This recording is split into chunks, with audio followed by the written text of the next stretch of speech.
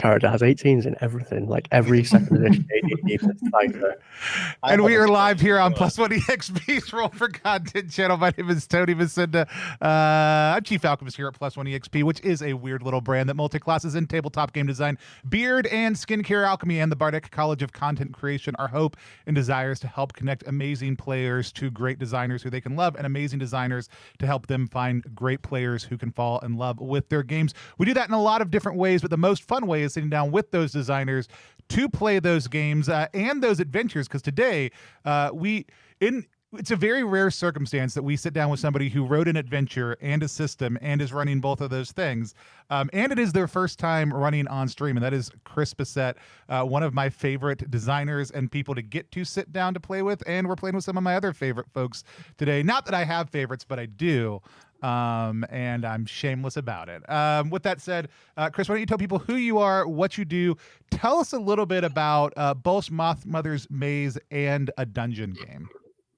Yeah. Hi, I'm Chris Bissette. I'm Pangalactic on Twitter. I run a website called Loot the Room, and I always forget that I'm going to have to introduce myself whenever I do a stream and never know what to say. Dungeon Game is my rules light fantasy OSR dungeon crawler. It's a lot like other fantasy rules light dungeon crawlers, but also a little different, and we'll get to that when we're playing it because it does some cool stuff. And the MossMother's Maze is the first adventure for it. It's a grimy, horrible little dungeon crawl through a maze underneath a vast barren moor filled with rust and regret and buried legends and hopefully some treasure at the end. And you're all going to be weird little guys, and we're going to take you on a weird little journey, and it's probably going to go hilariously wrong. It's going to be fun. I can't wait. Awesome. I am very excited to sit in and play. I know I have said it in the past, but I think you are probably one of the most singular adventure writers. Like, I love your Merkborg stuff. I love everything that I've ever read that you have designed, and I'm super excited to see what you do as you step into writing things for a dungeon game, because I'm very excited to see what happens when, hey, here's a system I created and here are the adventures I designed to go with it come together. But either way, I'd be thrilled. Very excited to play today. Let's meet the rest of the players. Starting with it's been a while because they've gotten so famous. They haven't had time, and that's Max Lander. Max, why don't you tell people who you are, what you do, and where they can find you online? Yeah, mega famous. I am Max Lander. I make some games, and I co-host a podcast, RTFM, with Aaron King. You can find me on most of the internets at Maxwell Ander with only two L's. Only two L's. Only 2 L's. Awesome. Only ever 2 L's. Love it. I love RTFM, and RTFM loves GURPS. If you go to ttrpg.link/RTFM loves GURPS, you'll start off on Max's favorite episode of all times, and the most popular RTFM episode the last time I heard.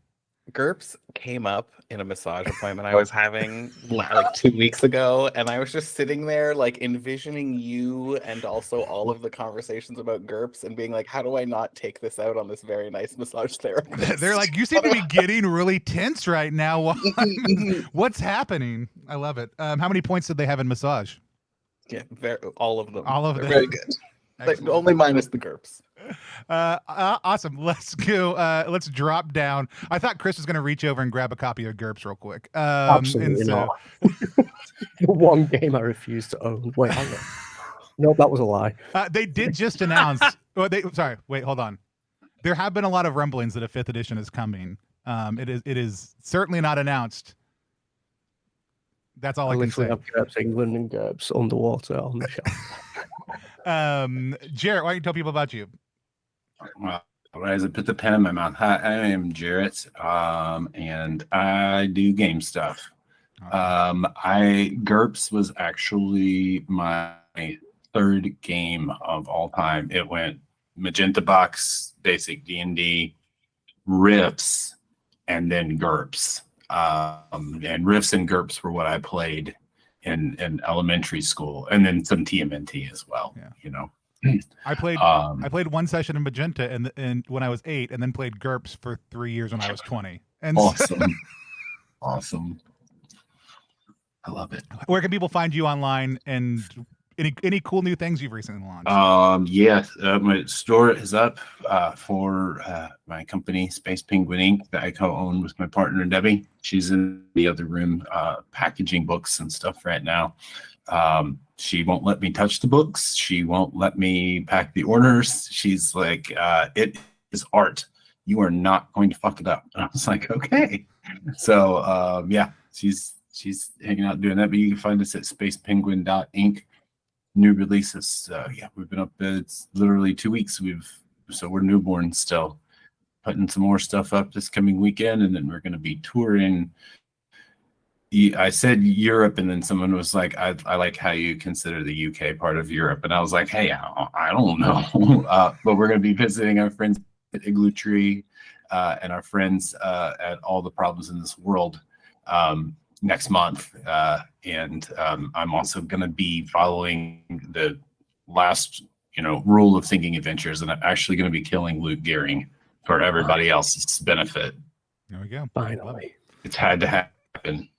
So, and then we got, last but not least, Keegan. Keegan, why don't you tell people who you are, what you do, where they can find you online? Yeah, hi, I'm Keegan. You can find me online at keeganexe.com and sometimes streaming here. I don't have strong opinions on GURPS. I think that's my intro. My most strongly held opinion about GURPS is that I don't have them.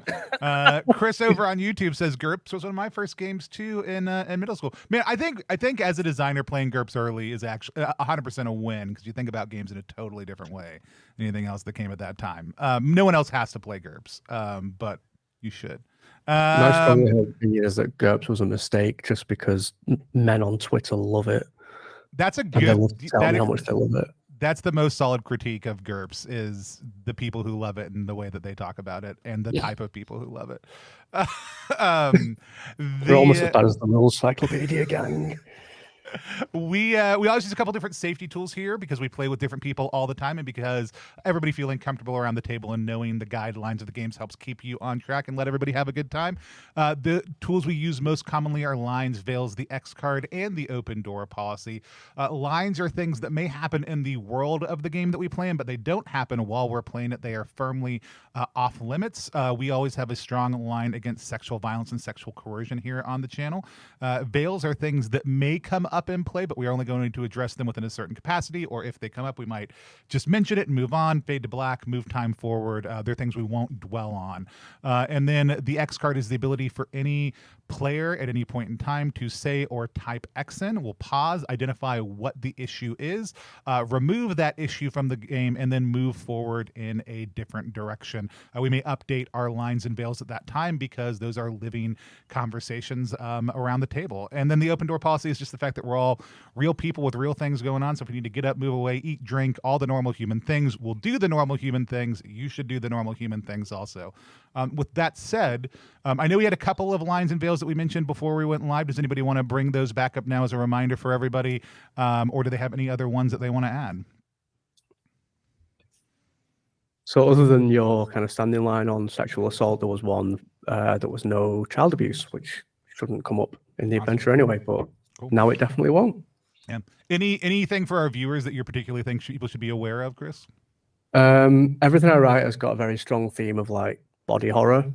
So there's the potential for some fucked up body horror in here. Other than that, I don't think so. If anything gnarly comes up that I've forgotten about, I will just check in before I dive headlong into it, I guess. Sounds great. All right. Well, with that said, I'm going to hand the reins over to you and let you take us into the Moss Mother's Maze. Oh, good God. How do you run a game on stream? You just How do you do this? ignore Just do it. you ignore the fact that you're on stream and just run a game, and I'll take care of all the stream side of things. Cool. So you all got your pre-generated characters, didn't you? Yep. Why don't we start by going around and you can tell us all who your characters are, a little bit about them, anything you've invented about them, because all you'll know at this point for people watching is basically their occupation before they were an adventurer and a list of shit that they own. But I think people may have made some fun stuff up, so let's hear it. Max, you want to go first? You're muted. Sure. Only I did not pick a pre-gen. I rolled one. yeah. So I will be playing Innis Trevel, who is a healer. I'm thinking just like general stereotypical witch vibes because I rolled the ritual Entropic Life, which I feel like should be a fun one to lean into. And I mean, maybe nobody would know this, but I no longer have a belly button. No longer have a belly button. So did No have a belly longer. button at one point in time. Excellent. I did once have a belly button, and something bad happened, and now I no longer have a belly button. Awesome. Dan Phipps in the chat wants to know who your character has a crush on. Like in the game, Either or way. No guidelines were provided. I'm gonna come back to that when we meet a character that my character has a crush on. All right, cool. I'm gonna reveal it. Jarrett, you want to go next? Sure. I am Ruffles, the net maker. I rolled a random name, Chris. Sorry, Ruffles that came up. I love it. I love it. I didn't just because I'm making myself familiar with making notes for all of the system stuff over here, so I don't have to ask multiple times. I did not pick up any gear or flesh out their personality yet, so that'll develop as we go. I did want to ask, did anybody else carry gear yet? I had gear that came with my Right, guy. yeah. Okay. I grabbed some random crap. Okay. I I'm gonna love grab random some. I'm gonna grab some random crap, and because Ruffles is a net maker, there will be the throwing of nets. Excellent. Just I'm Yes. not gonna do it. Excellent. I'm excited. Keegan, you want to go next? Yeah, I don't have a name for my character because I'm running behind. But they're a trapper. They have the ritual summon bears, and Favorite ritual. they have a scar on the side of their body where all of my ribs broke, and now I have a metal plate grafted onto my bones that you can see through my missing flesh. God, I love it. I am playing as Thrag, a longtime astrologer, now dungeon magic user in the near future. I don't have any physical sign that I was ever injured, but I do. I am prone to apocalyptic headaches that come on without warning. That does happen to me sometimes. And I got some cool spells. I got Concealing Noise, Desecrating Abominations, and Combusting Light, along with some dope stuff in my pockets. So that is me, Thrag, the name I pick anytime I play a dungeon person on stream. Perfect. Cool. So we don't know how you all came together. It doesn't really matter. What's important is you've all come to this place at this time. You've made your way to this vast, sprawling moorland that is just like flat as far as the eye can see from horizon to horizon. It's like an elevated plateau on this under a miserable slate northern English sky. Even on like the stillest day, the wind just howls across it. The land is like peaty and wet and covered in like patches of bog, and the only vegetation is like clumps of heather and cotton grass and like little patches of moss. You have been told that somewhere on this vast moorland is the entrance to an ancient maze. Inside it, you don't know what lies there. You just know that there is something of value. In fact, what we can do, if you all want to make a attribute test for me, if you want to roll under your agility, not your agility, why would agility be useful for this, Chris? If you want to roll under your cunning on a d20, anyone who passes that test, I can give you a little bit of like a rumor or something that you think you know about this place. All right. And if you fail it, you're just along for the ride. So this is a test. So we're gonna roll a d20 and go, and we're looking for low, correct? Yes, d20 under your cunning or equal to. Oh, cool. I passed that. Yeah, 7 out of Cool. 14. I'm just hanging out. I critically failed. No thoughts. Yay. Excellent. Just vibes. What was your name again, Tony? Thrag. Thrag. I wrote it down as drag, but I didn't think that That's was fine right. also. Thrag. So you have heard a rumor that somewhere in the maze there is an ancient, powerful blade buried somewhere that you're particularly interested in. Who else passed their cunning test? I also passed it. You also passed. You, on your way here, you kind of stopped in the local village to get directions, like figure out if anyone knew where this entrance might be. You spoke to someone, the blacksmith, who said that last time people came out of the maze, they brought this like broken clockwork spider made of silver back with them. She's been trying and failing to fix it. If you happen to be able to locate another one, either working or not, she would pay you well for it. Did anybody else pass that test? No? Cool. So that's all you know. Maybe a sword, probably some clockwork spiders. Other than that, who knows? So you head out across the moorland, and with these directions that you've found that you've got in the village, you know that you're looking for basically a hole in the ground with a big wooden post next to it. It's the only landmark you've been given, and you eventually see it kind of across the moors, this 7-foot high wooden post with like a flapping red flag bound to its tip, just waving. As you get close to it, you can see that there's an iron grate across the entrance of this shaft with an iron hoop set in the ground beside it. The hoop and the grate are old and like really rusted, but there's a very obviously new padlock sealing them shut. And you figure this must be the entrance to where you're going. What would you like to do? Oh dear, it's locked up. We should probably just go home. I guess they don't want us to go in. This feels like a sign. Yeah, we should respect their wishes. I consulted the stars and it said to avoid padlocks. No, I do have a set of lock picks. I am gonna try to pick this lock. Cool. You have lock picks. You're well positioned to do it in that you've got all the time in the world. Have you got any particular experience picking locks? As an astrologer who now is a No, I don't. No. Cool. I bought so these if you- like I'm going to learn how to pick locks. This is an aspirational learn on item the in my job. pockets. Yeah. Yeah. Cool. You can roll with advantage because you're pretty well positioned to do it. So you need to roll 2d20 and try and get under your. Do you think this is agility or cunning? What do you think? I think I've read a book about this probably. Like this is literally like I got advanced lockpicking 101 because the advanced line is just something that they sell people who just think too highly of their own intellect.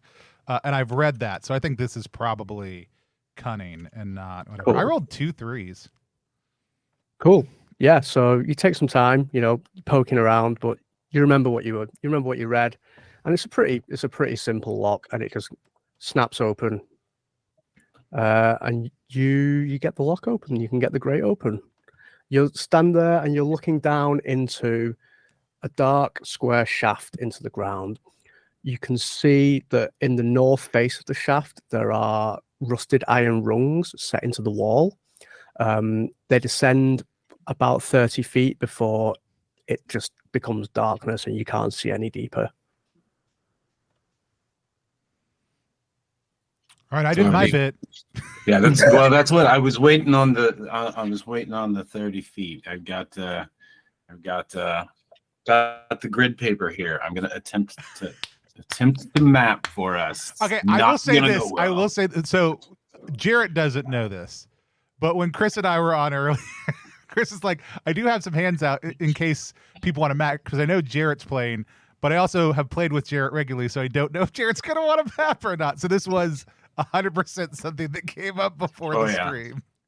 Yeah, no, I've covered maps for Sacrifice game, and now that Chow's playing with us, we're great because Chow maps everything, and I don't have to think about it. Yeah, I love it when someone else maps, so that's great. Yeah, it's great. Yeah. I'm not saying like if we get into action, that I'm going to remember everything that happens. So we'll make a picture of this map available online at Space Penguin Inc. And we'll retweet it from +1's account. You got it. So you're standing above a shaft that descends at least 30 feet, but you can't see if it goes any deeper. What would you like to do? We should light up a torch. Lantern? I didn't pick all my stuff that I was buying. I bought a lantern apparently. I have a bazillion candles. I could toss one down. I'm happy to put a candle on the end of my staff also too, so that we're not just trying to hold a candle, because that always seems like the weirdest way to use light in a dungeon to me is here is a candle that I have that I am randomly holding in a dungeon. I love the idea that the second you use your staff, we just get pitched into darkness because it blew out the candle. 100%. Which is why people just hold candles and don't put them on the end of their staff. But it's why we've advanced past candles very quickly. Yeah, but pocket candles are fun. You can't have pocket lanterns. This somebody in the chat, this Johan Nor says, just turn back around. I bet this place is dangerous. I don't think Johan knows anything about dungeons, so I'm no going to ignore or danger. And so yeah, we light some candles and make our way in. Yeah. Sure. So you're just kind of lighting up and heading down the ladder. What's the plan? Yes. Yes, cool. Can I get an order? Who's going first? The person with the light should go first. Well, I said so I guess it's me. Cool. Cool. So Thrag, you start descending down. As you get about 15 feet down, the light hits, descends. You can see that the ladder ends at 30 feet. The rungs kind of break off, and there are marks in the wall where there should be more, but they've gone. But the shaft does continue to the edge of your torchlight, so at least another 30 feet beyond the bottom of the ladder. Hold on.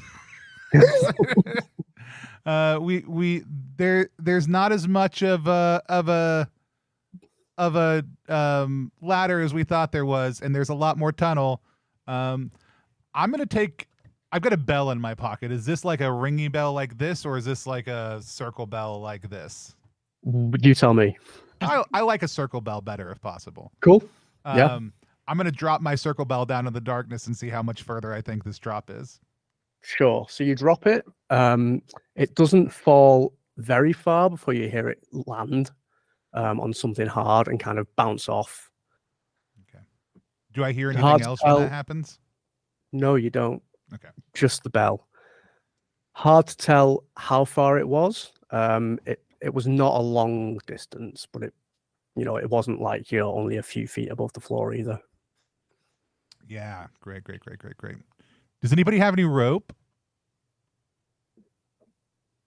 Oh wait, I do actually.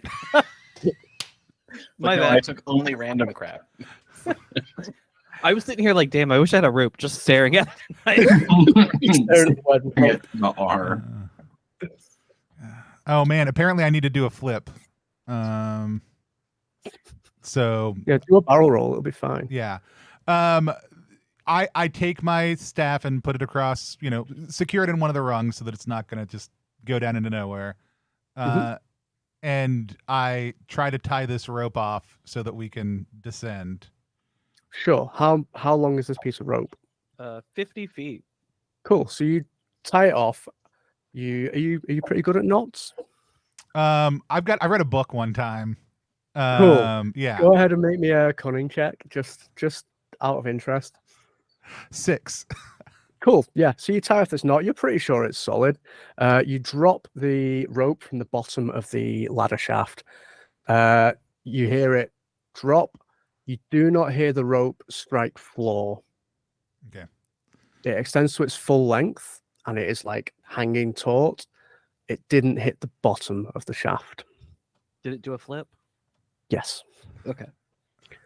The best thing would be if this adventure was literally just an unending hole that you're constantly trying to work your way Surprise, a little bit fuckers. further down, and no one knew it.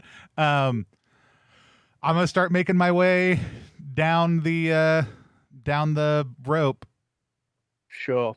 So you start hand over hand down the rope till you get to the bottom. As you get within a few feet of the bottom of the rope, you can see your candlelight does start to light up the floor below you, which is about 20 feet from the bottom of the rope.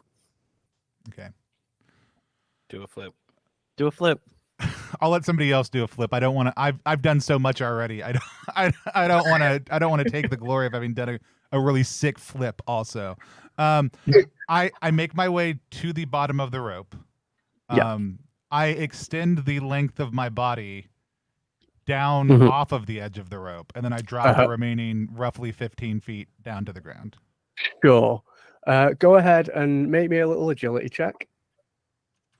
Unless you don't want to try and roll when you hit the bottom, that's totally fine.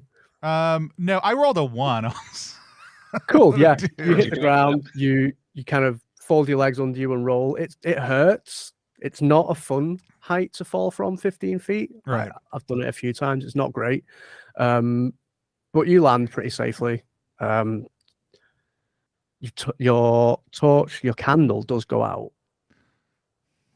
So you're standing in pitch blackness. You can see a little speck of light above you that's sort of blocked by the feet and bums of your friends. Fun times. What are the rest of you doing up in the shaft now that Thrag has disappeared into the darkness? I'm going to say shaft as many times as possible before we get past this room. Close it, lock it, head back to the bed. Well, I think he died. Must be over. I mean, I'll follow, I guess. Sure, why not? I got candles at the very least, and terrible agility. So somebody's gonna just eat it right off the top. Go for it. Yeah, I feel like I'll follow similarly and be like, "Hello." Yeah, it's just I. When you get down here, we can relight the candle. Or did the candle burn down all the way? Because candles are shitty. No, the candle just went out. Okay, just went out. I just want to make sure. That's what I assumed. I just wanted to double check. There's kind of a drop when you get to the end of the rope. Yeah, I'm gonna hold my breath. I guess I'm just gonna gonna think a lot and then climb down the rope and be like, I hope it's not that long of a drop. Go ahead and roll under your agility for me on a d20. I cannot, in fact, You roll under cannot. my agility. Okay, so you land in the darkness. You just have no idea where the ground is going to be, so you hit it before you're able to like brace for impact and roll. You're going to take 2 points of damage from the fall. Thrag, did you stay under the shaft or did you move out of the way? Oh, I went looking for my bell. Cool. Yeah, so Innis lands in a crumpled heap behind you. We'll go ahead and say that with the candles lit, the other two of you can sort of see how far the fall is, and you can gauge it properly. Do either of you do you both just want to drop in, or do you want to do anything else before you commit to this dungeon? No, it's fine. Thrag, can you catch me?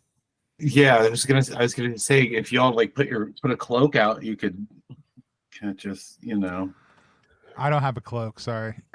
I mean, I do if we're fine, I'll get naked. I'll take my cloak off.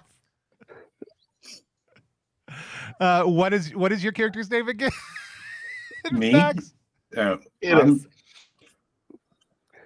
I was gonna say also, I think I was actually gonna be like, I think probably Innis also has a cloak, but might not also be wearing anything under it. I mean, I probably I have some sort of loincloth thing going on, but that's about it, and it's not a lot.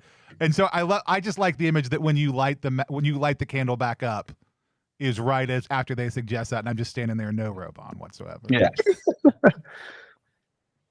I mean, maybe this is your vibe. I support your dreams. You Yeah. gotta, maybe it's how you sneak.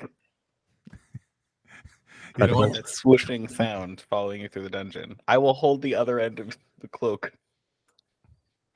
Sure. So you both drop in onto the cloak. It's not graceful, but you all manage to fall into the dungeon. You find yourselves in this square room. It's about 50 feet on each side.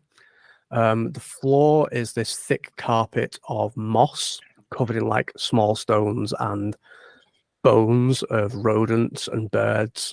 Some of them really, really old, some of them more recent. The walls are this palimpsest of graffiti and carvings, layer on layer of chalk and paint and ink. This kind of history of intrusion that's hundreds of years in the making.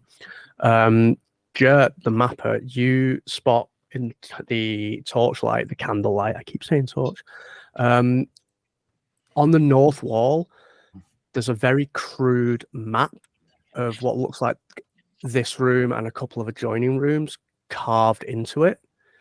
I can show you that if you want to see it. sounds great. Yeah. I also will go ahead and bring up, because I will bring it out and hold it up next to the wall, that I do have a partial map of this dungeon in my possession also too. Oh, sick. I will drop it in our Discord That'd be chat. And then I'll show the audience also too, so that they're not Cool. left out. Jet, you're mapping by hand, aren't you? So you don't need the dungeon scroll file. Gotcha. Thank you. Now we roughly know where we're at. No, we don't. I'm not telling anybody. You can see that the three exits kind of indicated on that map. So there's an opening in the south wall and two archways in the east wall. They match the room that you're in. And the shaft that came in is in the center of the roof, and you can see now in your light just the tip of your rope hanging out of this shaft that's 15 feet above you in the ceiling.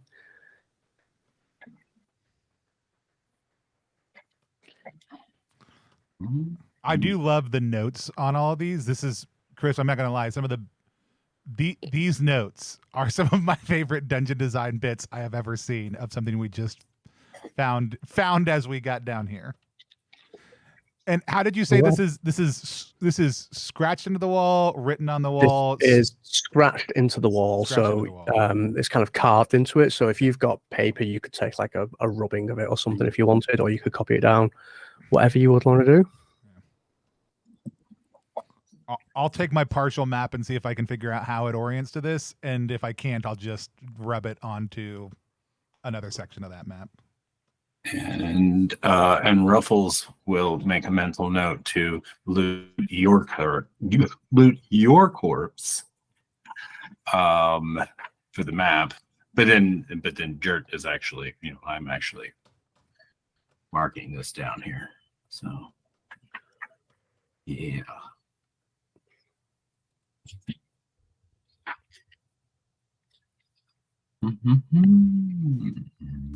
So what? And so we can see that this where it says slowly, like, and where it says food, like they actually left those notes on the wall.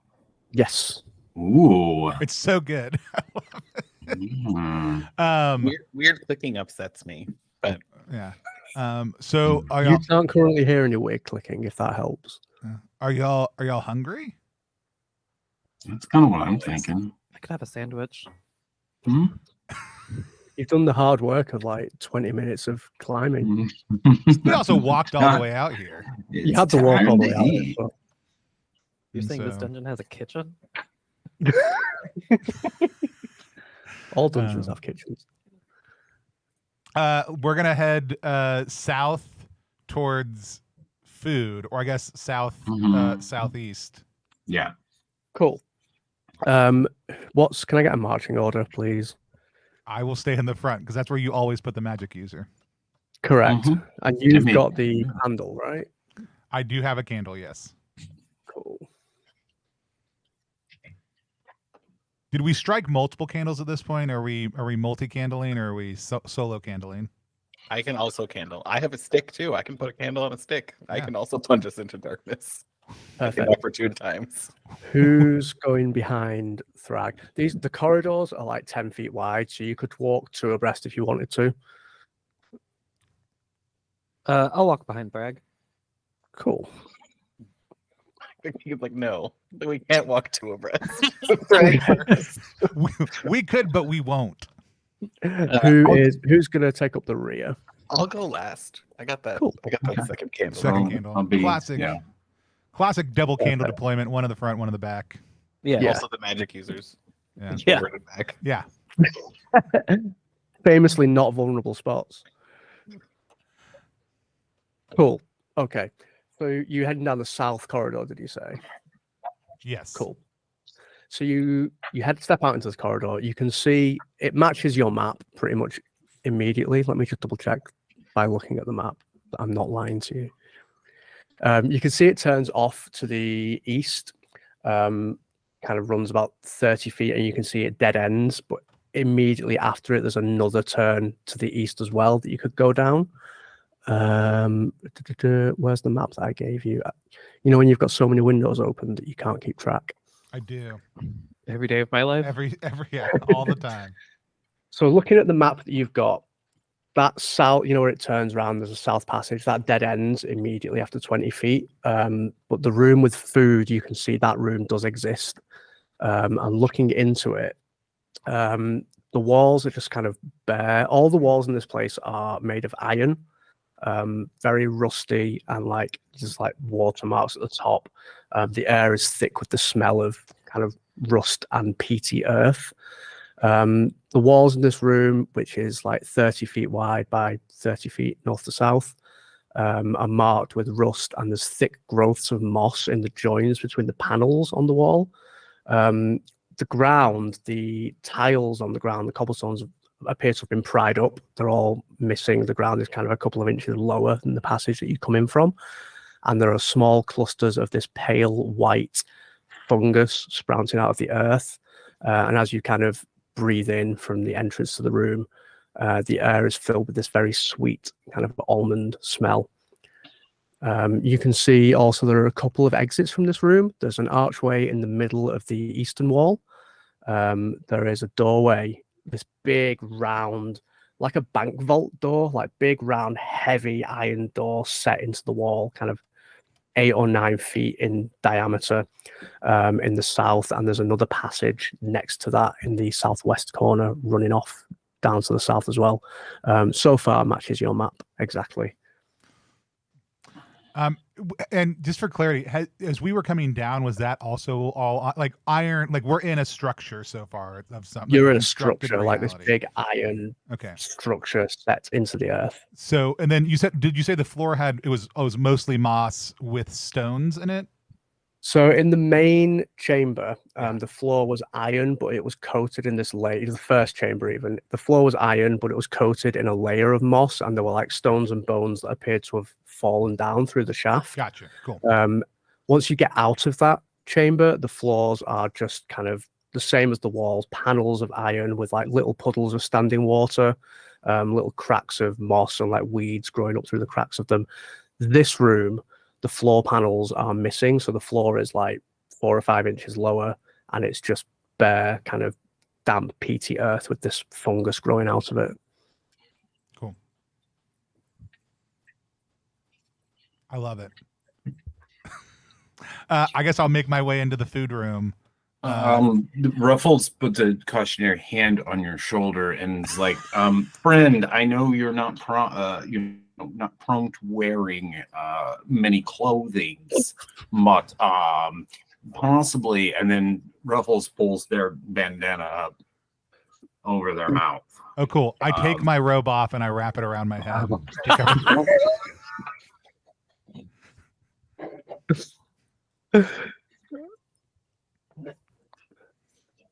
Acceptable.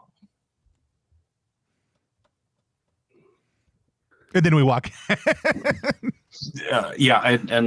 Ruffles also cautions you to move slowly as you're going. Do you have a 10-foot pole, friend? And I look at my staff with the candle on the end of it, which is like 5.5 feet. And only no, like. I like how you asked if I have a 10.5-foot pole after I took my robe off. Also, too. That's peak. It's peak dungeon play. Ruffles doesn't know better. So Ruffles pushes you to the side and just says, "Hold the light up," and then pulls out their 10-foot pole and taps a little bit of the way into the room, because Ruffles paid attention and realizes there's not actual paneling here and doesn't want to fall through to another dungeon floor. Ruffles went to dungeon school. Ruffles might play with Kurt's Bissette every So you start prodding at the floor, and it's pretty like it's damp and soft, but it's firm. You know, it's not a trick floor, and the pole, although it can sink into the earth with some pressure, it feels like it's going to be pretty safe to walk on. You might go sort of like ankle deep in mud, maybe, but it doesn't seem like you're going to fall through it. And it didn't like make like big puffs, clouds of anything. Okay. No, nothing happens at all.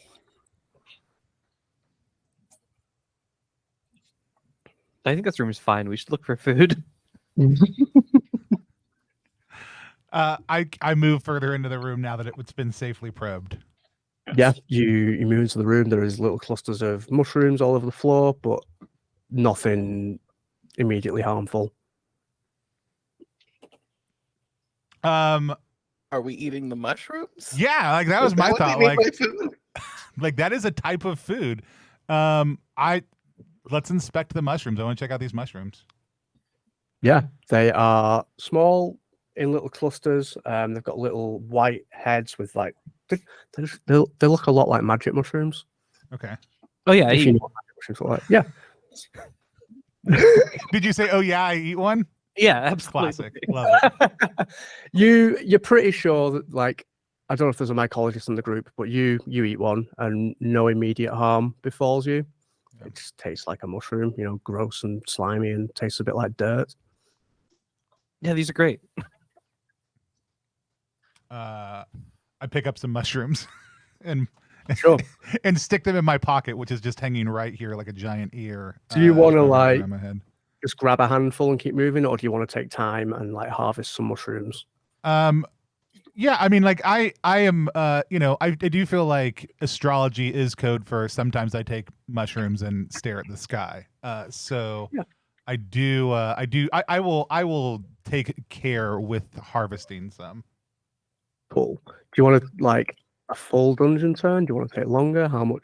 How long is this? Is a great question. How long is a dungeon turn? 10 minutes. 10 minutes. Mm. Yeah. I mean, if people seem impatient, I'll go quicker. But if nobody's rushing me, I'll take a 10-minute Sure. mushroom harvest. So you take 10 minutes gathering up some mushrooms. Anyone who's gathering mushrooms, you can get enough for like 3 days worth of rations in 10 minutes of gathering. As you're doing The this, sweet smell we smell isn't coming from these mushrooms, correct? it is coming from the mushrooms. It Yeah, is but coming it from doesn't the seem to be harmful. Okay. As you are gathering them from somewhere in the southeast of the dungeon, you hear this enormous, heavy slam of metal against metal. There's like a grinding scrape of metal, and then this enormous slam that echoes through the dungeon. You almost feel it vibrate through the iron, and then it all falls quiet again. And which direction did it come from? That was from the southeast. I pause in my mushroom harvesting. That is some weird clicking. You think does that count as clicking? Well, I mean, if it's weird clicking, It's that weird could be clicking. it. It If wouldn't it was sound normal clicking, that wouldn't be clicking. I'm gonna start describing everything just by one thing that it is not. If it's weird, Wait, then that counts. that's a weird not yell. It's a weird not yell. And it doesn't repeat. It's just the one. Yeah, scrape of metal and then a slam that vibrates through the whole structure. How dare there be someone in my new house? Is it loud? It sounds like it's probably loud enough that it doesn't seem omnipresent. Like there's no way to determine directionality. Southeast. yeah, it's southeast. Oh, did you say that? Okay, sorry about that. Mm-hmm. It's okay. Pay attention, Thrag. I was paying attention to the mushrooms. Oh, yeah, right. If you don't get a cut right, they won't last for a couple of days, and so you gotta get the angle just right on a harvest. That's true. In my mind, you said that while cutting the angle wrong. 100%. Like I got distracted while I was saying it, and that mushroom is not going to last 3 days. So while at least Thrag is collecting mushrooms, and we've got 10 minutes. I may as well Ruffles take a gander up that hallway on the eastern wall and see if anything's there. Maybe look through the archway. Yeah, absolutely. You look through the archway. It's a passage that runs to the north for 20 feet, and then you can see there's a T junction, east to west. Okay. Oh, gotcha.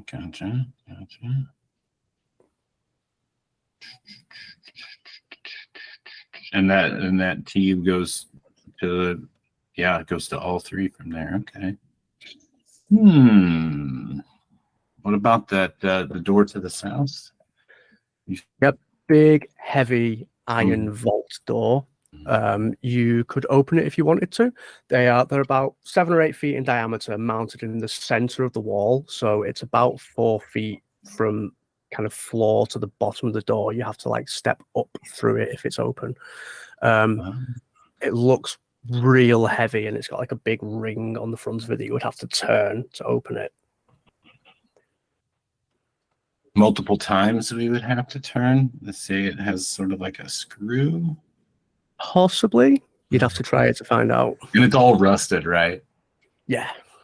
Gross. Okay, what about that little hallway that goes To the south? Down, yeah. Yeah, so that runs 20 feet down, turns to the west, and then after another 10 feet, there's another one of these huge doors. Yeah. All right, friends. Have you had your fill of mushrooms? Oh, these are for later. These are walking around mushrooms.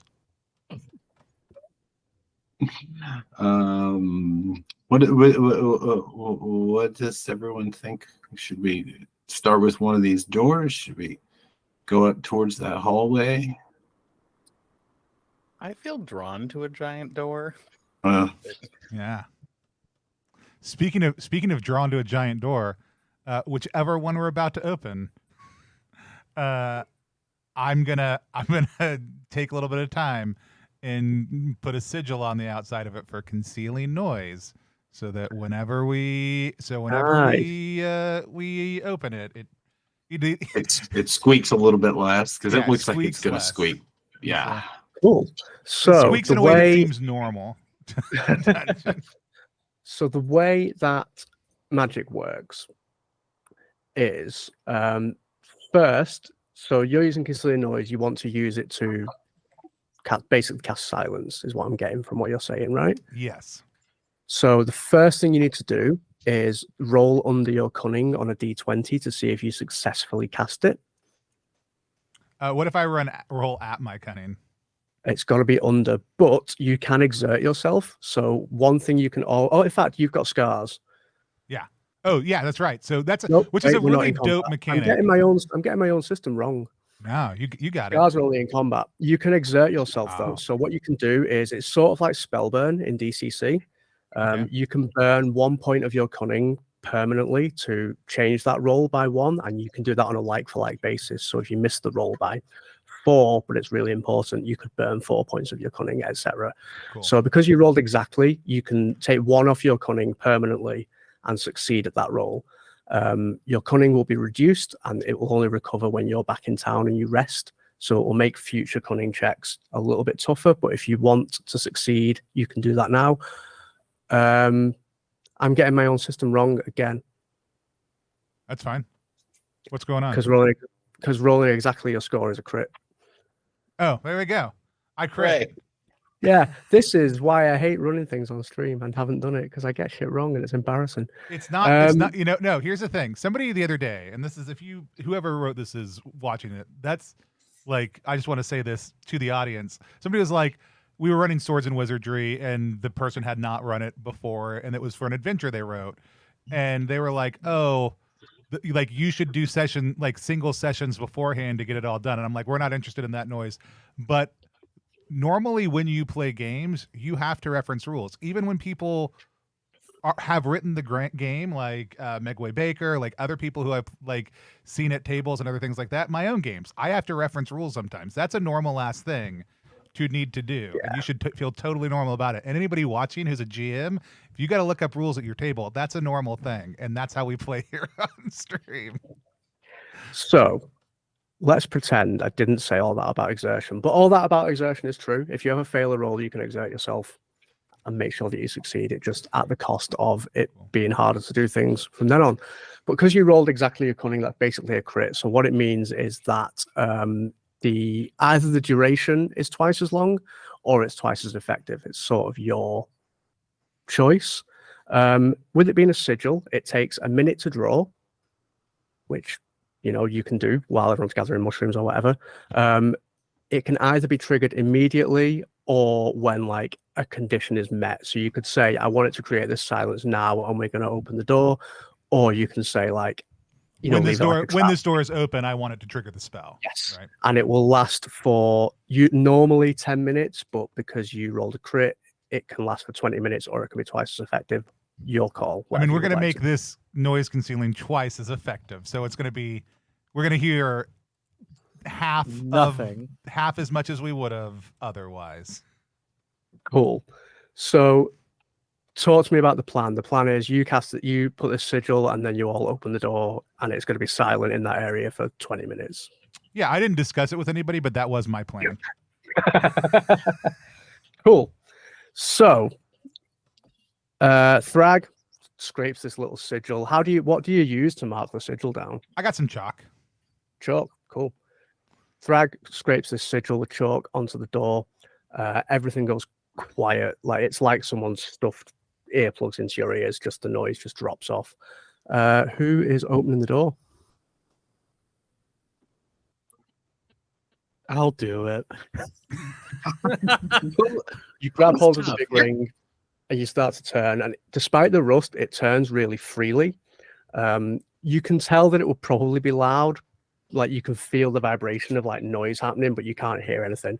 And the door swings out into the room. It is like a foot thick, just thick, heavy iron. You guess it probably weighs a number of tons, this door. But the hinges are huge and weirdly well maintained, that it kind of swings open really easily. And you find yourself looking in. You're standing in the northwest corner of a room that's like 30 feet wide by like 40 feet north to south.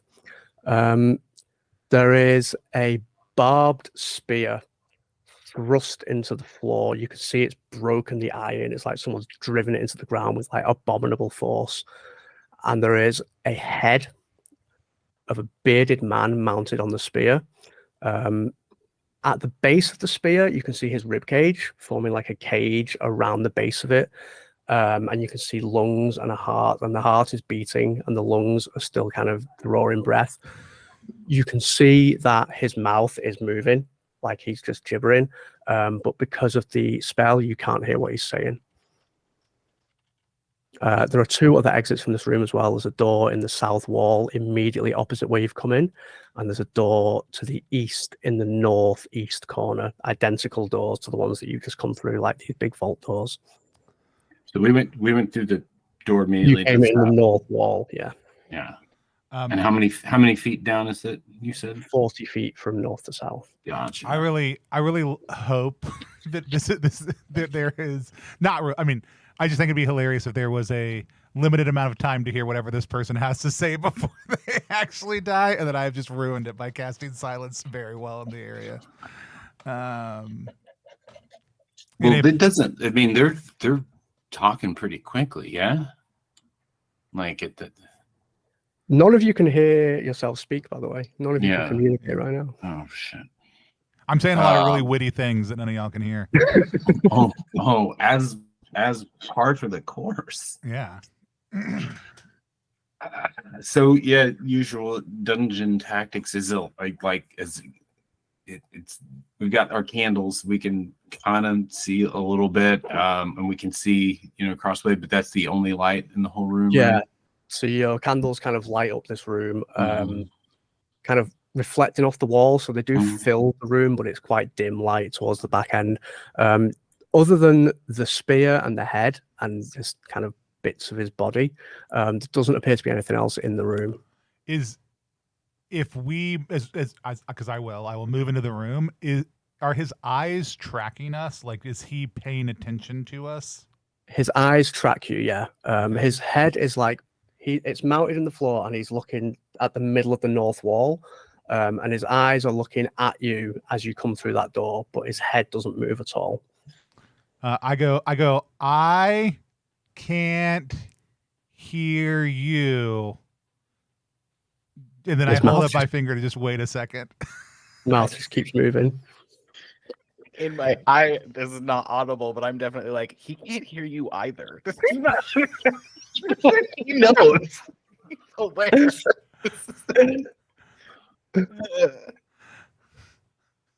I'm gonna be really rude. I've just decided this character is very rude. I'm gonna be really rude, and I'm gonna go up and start like poking at the rib cage to like see if I can figure out what I think is keeping him alive. Oh my God. Yeah, you make your way over. You can see like his face kind of contorts in not anger, but kind of something tangential to anger that you can't quite figure out. He does seem to stop talking as you start prodding at the ribcage, but it literally feels like bone. It just feels like normal bone. You can see there's like bits like nerve strands linking like the heart and the lungs to like the base of his spine that's sticking out the bottom of his head. And there are like little bits, like fragments of like spinal column stuck to these clusters of nerve endings. Does it look fresh? Like the severing of his neck, is it like it has been severed a long time ago? It looks old, yeah. Yeah. All right. Well, he's been here forever. Pick him up. Pick him up.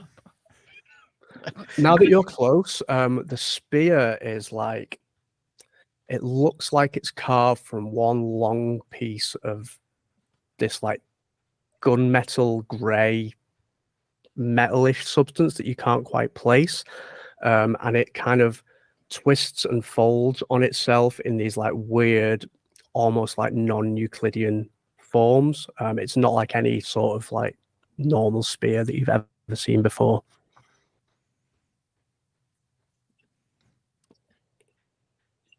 I'm gonna Tony. What is your character's name again? Thrag. Thrag. I'm gonna walk over to Thrag and pull out from wherever you have put it back the chalk that you have. Yeah, sure. It's in the pocket on this side, hanging down. Yeah, I feel like we would have seen you like put it back. I'm just Oh, yeah. gonna like, or just point to it and be like, write him a letter, write him a note. Max, do you want to move your microphone a little bit closer? Yeah. And also not like put my hand directly between. That's whatever. When, you know. Yeah, and be like, we should write him. I don't know what we should write a note. Just hello on the floor. Hi there. How you feeling? You of course can't write back. It sounds like this is going to be such a one-sided conversation. I'm You're assuming about to deliver a TED talk to this poor guy. the spear is driven into the floor. And the floor is kind of, is it cracked or is it like molded around the spear? Buckled underneath it, Okay. and it looks like the iron has been pierced by the spear. Okay. You know, have you ever seen pictures of like breastplates that have been hit by a cannonball? Yeah. It looks a bit like that. Okay. So there's not any cracks that would let us see what's on the other side of the metal per se. You can just see the same sort of like peaty earth beneath it through the holes in it. If we lift his head off the spear, it'll sever all the little tendons. We'd have to like collect his rib cage and organs and like slide upwards to remove him from spear. This This is feels like a sword in the stone situation say- where we have to take the whole spear. Yeah. You know, this is the classic talking sword bit, but just the coolest version of that Yeah. ever devised. Without While talking you're over all sword. standing around kind of trying to silently communicate and figure out what's going on, you feel another rumble through the structure, as though that slam has happened again. I'm gonna motion to go back to the food room. I don't know how. Just as a like, can we Well, back up? I don't know how love this. far- I actually, here's the thing I do know, as a matter of fact, I'm going to go to the other side of the room because I didn't make that spell. Does that put us out of the range of the spell? Yeah, as you get to like the southern door, sound starts to return to you again. Cool. I yell back at everybody. And I don't know if they can hear me or not. That's totally up to you. Like, we can talk over here. You can hear yourself, but nobody's still stood near the north. They can see you talking, but they can't hear you. I'm gonna walk over there so I can drag you back to silence. You come out of the silence as you hear Thrag say, "Over here." Oh, okay. Yeah. So I think we just have to pick up the spear. That feels doable. Look, Yeah, sure. Go ahead. I support you in accomplishing your dreams. I heard there was an ancient blade of power in here, but I don't know if this is it. It spear's sort of a blade if you think about it. I mean, yeah, on the end especially, but yeah, I mean, How long does your dumb spell last? 20 minutes. Critted on it. oh, I did actually choose twice the effectiveness, Oh, not you twice did the choose length. twice as effect. Cool. So you figure it's probably coming to its end quite soon. As we all say our deepest secrets, thinking it's completely silent. Yeah. I'm gonna. Yeah, pull a eventually, like, mushroom. After you've sort of all, just as you've all sort of gathered at the south of the chamber and figured out that it doesn't quite reach to this area and that you can have a conversation here, Thrag, you're like, you feel it die. And then the sound of this gibbering dude like fills the room, and he's just sort of like, you know, when a guy at a pub is really drunk at the end of the bar and he's just sort of mumbling stories to himself. He's just sort of like that, and he's talking about you now. Like obviously couldn't turn his head to look at you, but he's just sort of like, just walk straight past me. They don't give a shit, but poking up my ribs, and I've been here for how long have I been here now? And they just get treated like this. This is ridiculous. And it's just this constant stream of monologue. So when Ruffles hears that, turn around like immediately. And now that we can talk to this person, like, hello, sir, and Oh, I God. walk in front so we can actually see them. I just heard you talking about us. Apologies, we couldn't hear you there for a second. Rude, ignorant. Yeah. I see how our behavior might have been conceived of as that, but my friend here put a bit of a damper on the noise for just a second, and we couldn't understand you. Speaking perfectly clearly. What do you want? Well, we would love the thing that you're resting on. Take it. Okay. Should we take you with us as well? You seem to be in a bit of distress. I just want to sleep. Okay. Can we help you with that? Will you take this damn spike out from me? I'll be okay. But it's yours. You have to say it's yours. You say, this is mine now. I see. I turned to look at everybody else and It's mine now. Just oh, did you seriously think? I'm running. All right. Did you take the spear? I'm running for the spear. Yeah. Cool.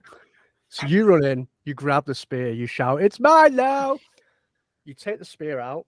There's no sort of like monumental thing that happens.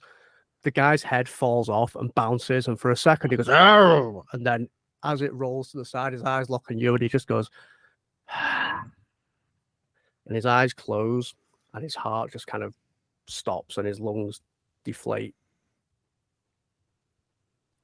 That And was that's it. weird. But you have a spear now, which yeah. functions as a large melee weapon. Keegan, go ahead and write totally cursed, totally not cursed, Totally ordinary not spear. Totally into not your- cursed. Spear. Ordinary spear. So- Is this person whose name we didn't get because oops. Are their remains small enough to put into like this oil bag that I Yeah, you can take Okay. his viscera. yeah. Okay. I'm just putting bag with guy of goo. My brain's like, yeah, we're gonna have a nice mushroom and Guy of goo. Lime. and guy. stir fry. Bag with guy's remains. Okay. Dinner in the new house is looking great. I'm sorry. I did not mean to kill your doorman. That's okay. You're the doorman now. That's fair. I'll accept that. Can I live here? All right. Oh, and you said there's another doorway down here. There's Yes. one to the south, and then there's One one. in the south and one in the northeast corner going to the east. I gotcha.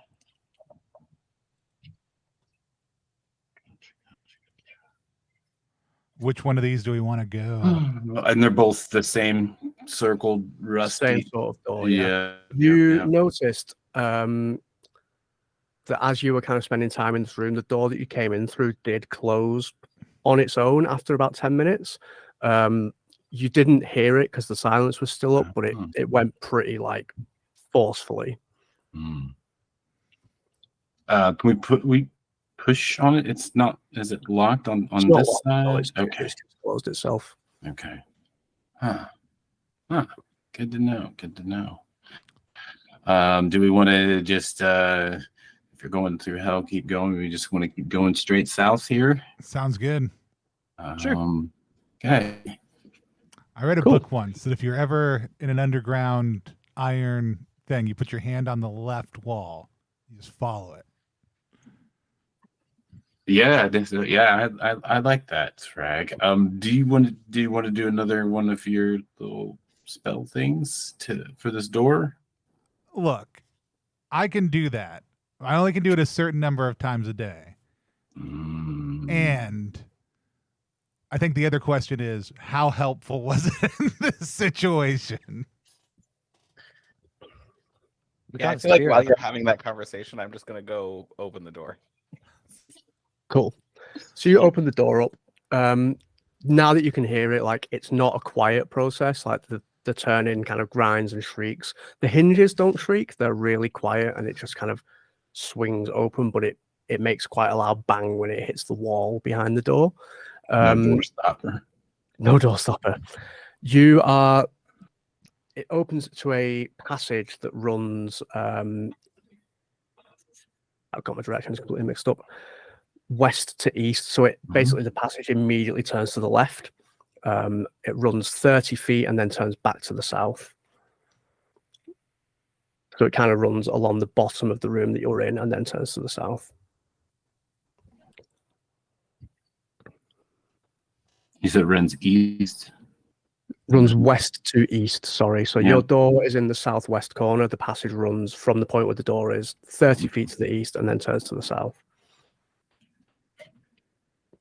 I don't know why I decided to write a maze when I'm so bad at directions.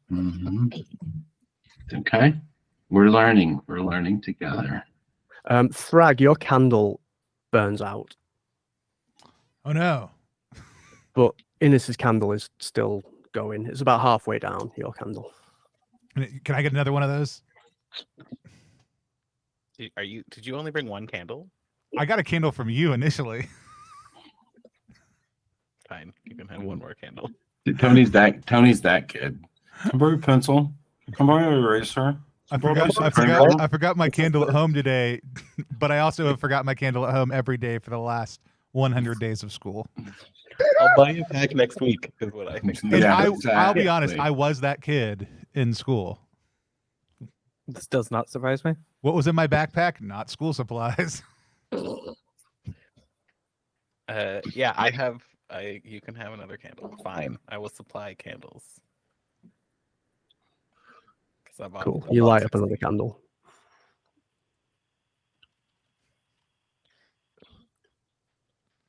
Heading to the end of this, to the corner, you can see that the passage runs 40 feet to the south and then turns to the east again.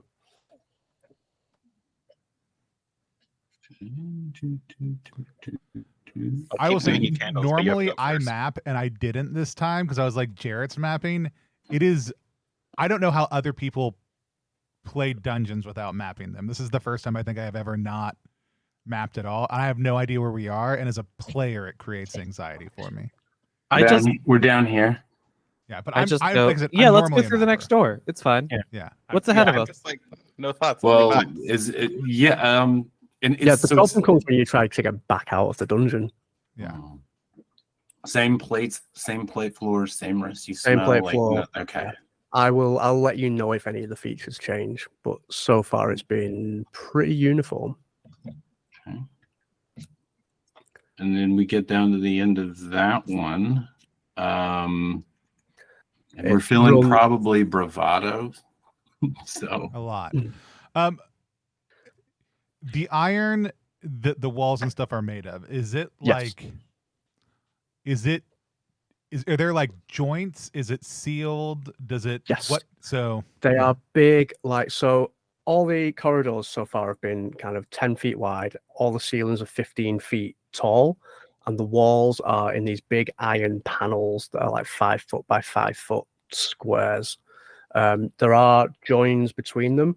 You can see that at some point they were welded together, but over time those joins have kind of eroded and moisture has come through. So in places like moss and stuff is coming through them, but it's still in, like, it's all kind of red and oxidized, but it's still in pretty good condition.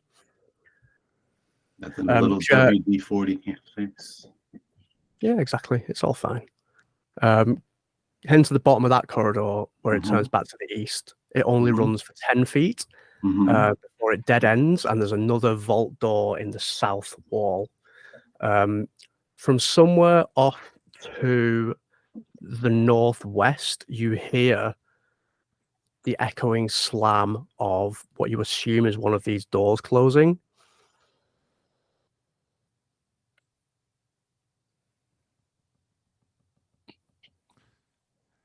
Hmm.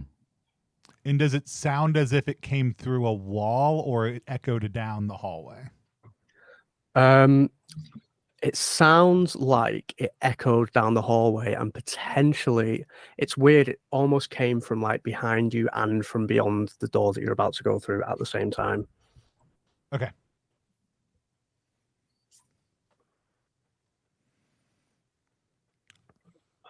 Well, friends, looks like we've reached it. Well, oh no, there's another door. Shall we open it? Yes. Cool. You open up the door into a passageway that runs west to east. You're about halfway down it. So to the east, it runs 20 feet and then turns back to the north. To the west, it runs 30 feet and then runs back to the north. So the corridor is 60 feet long in total, and you're 40 feet down it. Gotcha. No, now we have to make a choice. And there's no other doorways that we can see. No other doorways, just 2 turns back up to the north. We should head towards the sound, right? It feels like you have a home intruder. We should figure out who they are. Yeah. We have to protect our I investment. think you were the home intruders, technically. No, it's our home now. It's mine. You ate, even said you it's ate the mine. mushrooms, you took the spear, it's your house now. Yeah. Possession is 9/10 of the law. My vote is towards the sound. So to the west and then back, then take it where it turns north. Okay. Cool. So you head to the west, it turns north. Do you want me to just kind of tell you the way the passage turns until you reach a decision point, or do you want me to tell you every time you reach a corner? How would you prefer to explore it? Are you just going to follow it until you have to make a decision, or are you going to like be a bit more cautious? This sounds like this gang's just gonna follow it until we have to make a decision. So. Absolutely. Caution, wind. Jared's like, what would I as a player do? What are we doing? Those are two different things. So you head to the end of the corridor. It goes 10 feet to the north, kicks back to the east another 10 feet. Then there's like the 30-foot passage to the north before it does a U-turn, comes back down 20 feet, starts to turn back to the west. As you get to that point, you hear from up ahead the scrape of something huge moving. You hear what sound like nails being dragged along the iron, like this screech of iron. You hear something really big and really heavy kind of forcing its way down a corridor not far away from you, and you get this waft of like fetid, dank earth, and you hear a very, very low but loud. Wasn't me. What do you do?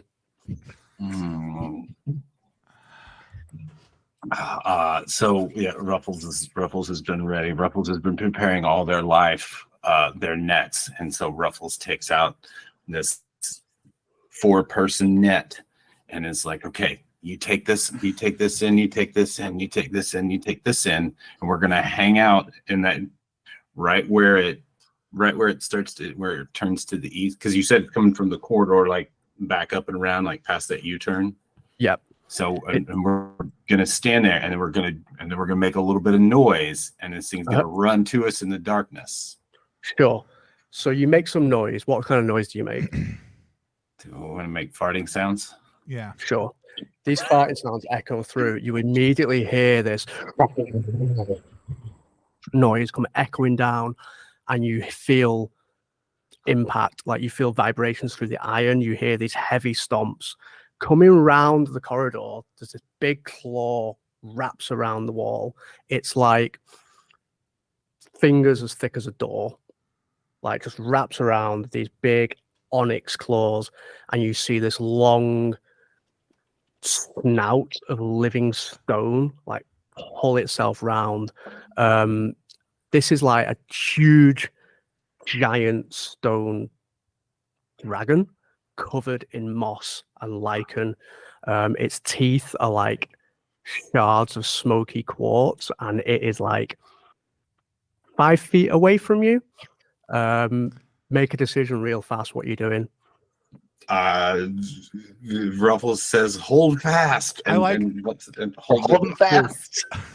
I like that Ruffles was like, this team's not prepared for dungeons. Yeah, I like They just how want we to rush flash into back- everything. We flash back before we know what happens to a campfire where Ruffles is continually trying to convince us that we really need to practice the net maneuver, and we're like, when will that ever happen in a dungeon? And then we flash back. What I would like everyone to do is make a agility check. So D20 under agility. If you pass, you're going to act before the thing. If you fail, you're going to act after the thing. I get a -2 to these, right? And- I was like, can you critically fail in this game? No, you cannot. Okay, great. Also, I rolled if a you 20. critically succeed, so if you roll exactly your agility, you get to make one kind of quick, like reactive action before you act, and you'll go first. Which I did critically succeed. I Perfect. rolled an 11 on an 11. And he wants us to hold against this. I think I'm going to use my action to do the only thing I can and not just be like, screw this, I'm letting go. I want to get a sense of this thing, right? Like, it's made of stone. It's got moss coverings. I want to just quickly try to take in any. I don't want to be like, tell me its weak spot. I want to see if I can just kind of quickly, from my extensive book learning, take in any sort of critical information about what I see from this creature. It is huge. And you guess that might be some sort of a hindrance. Okay. Like it's squeezing through these corridors, like it's filling the space. There is no way for you to get past it, but the way the maze kind of kicks back and turns, you figure if you have to run, you could probably outpace it. This thing as does long not as you're- corner well, is what you're telling me. Yes. Okay. Exactly. Who rolled under their cunning? I succeed. I thought you said agility, but either way. Oh, sorry, I yeah, meant you're good. agility, yeah, sorry. I did succeed. Cool. And Oh, Keegan, no, did I you failed fail? too. assume? Oh, I You failed so badly. No. Yeah. Okay. I rolled a 20. You can exert yourself on this if anybody wants to. It depends how badly you failed, obviously. If I exerted myself, I would be dead. Perfect. Okay. Tony and Jer, you both get to do something. Yeah, so we're holding fast, and you said that we can't squeeze past this thing. You cannot get Damn past it. this. No. Because I was thinking we meet each other on either side of it, and then we cinch the net together. Yeah. Maybe in a room, but in a corridor. Sure. Yeah, I Makes sense. think what I do real quick is yell, "We were right. The net maneuver will never work," and I just book it the opposite direction. Yeah, I'm not letting go of my map. I'm holding or my net. I'm holding on to it. Yep.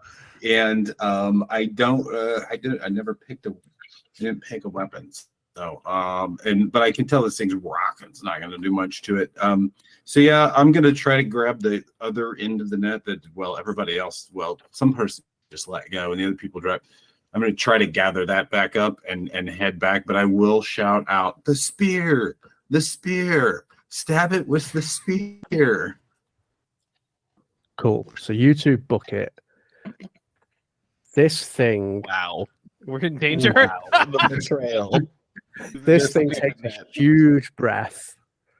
You feel all the air rush in, and it's gonna swipe out. So how many attacks did I give this thing?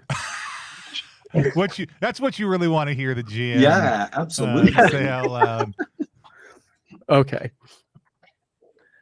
I need some dice. 23 attacks. Seems like a lot. That one actually misses. That one hits. Well, actually, what's everyone's AC? I picked light armor, so 3. 3. Thank you. Mine is 5. Cool.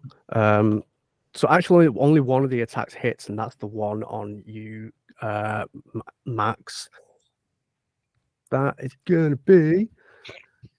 If I die, wrap my body in this net so that nobody gets away.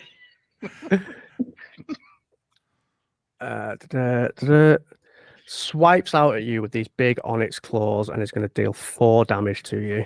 Eek. Good thing I didn't already take damage falling down the hole. Good thing nobody jumped down a huge hole in the floor, the ceiling. Max and Keegan, what would you like to do? This huge dragon is pulling itself down the corridor after you. Your buddies have fled back the way you came. You know magic, right? You can stop us. Cast a spell. Do something. My ceremony that I can cast that takes a whole hour. Yeah. If you would hold, please, Stone Dragon. I would like to prepare for this encounter better. I mean, the answer is probably bolts. But maybe the most awkward way to bolt is... So, did you take the net with you? You gathered up 2 ends of the net and then bolted.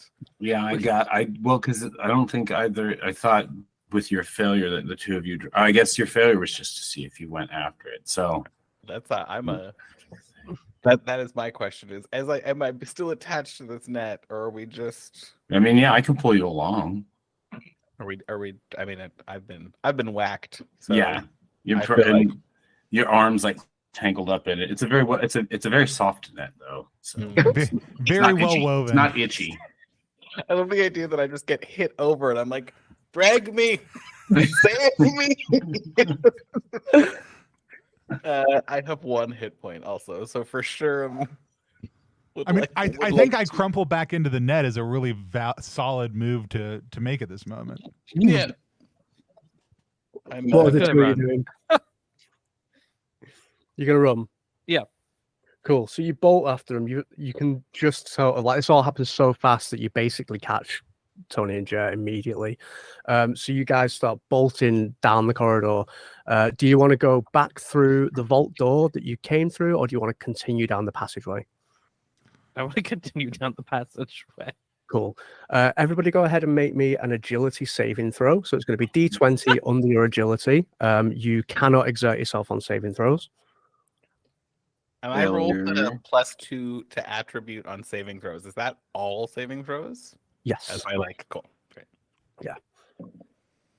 I failed. I rolled another 20. Goodbye, Ines.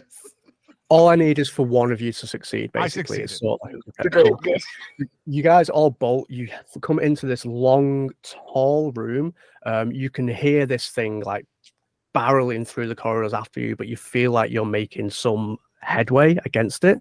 There are 2 exits. One immediately, like you come into the room, turn to the north. There is immediately an exit to your left, or you can run the length of the room and take a different exit. Which one do you want to pick? So we ran all the way back down and we skipped the door that was going to the north that we came in, and then ran. Okay. Correct. You don't have time to like accurately map, but yeah. Where are the doors here again? Sorry. 2 doors in the east wall, 1 further north, or 1 immediately as you come in. Going in the first one. First one, cool.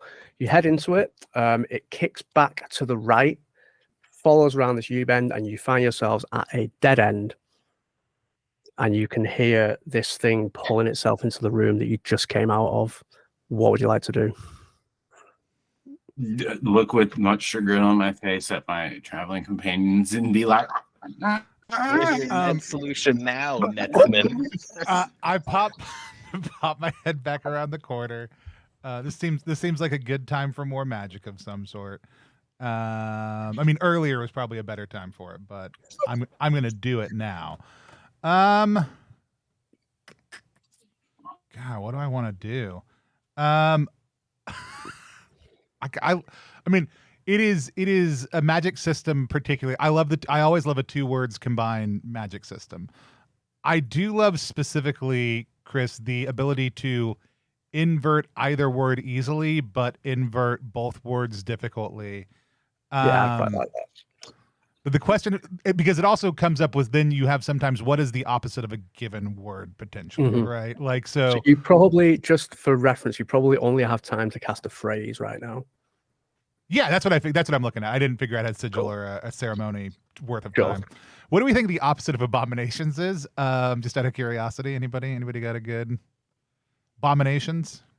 Not an abomination. It's just abomination. Beauty, the opposite of an abomination, something beautiful or a blessing. That's or I am just going to go with consecrating abominations. Cool. is What would you we're like gonna it to go do? with. This thing seems a little abominable. Like, it seems like it is a dragon that is made out of stone. That, I mean, I've read about dragons in books. Never met one before. This is the first time. So we're gonna consecrate this abomination, and I don't know that my character knows exactly what it's going to do. I, as a player, am assuming this is going to either do one of two things, and I'm really open to GM, or if it matters what intent is on my part, then yeah, you basically, like, you tell me what effect you want to cool. achieve. I want this thing to be nice for a minute. Sure. That's what I'm really looking for. Is like, I don't necessarily want to hurt it. I may change my mind later, but I just want to make it a little bit nicer. Go ahead and make a cunning check. It's a 9 under 14. Cool. So your spell goes off. What is your cunning? 14. 14. I'm going to give it a quick saving throw. That's a 19 over 14, so that's a failure. So talk to me. This big dragon starts to poke its head around the corner of this passage that you found yourselves in, this dead end passageway. What effect does the spell have? Does it just fall quiet for a second? Does it, like, fall asleep? Does it put up some sort of barrier between you? What's going on? I think my intent was kind of, hopefully this changes this thing's temperament. Attitude.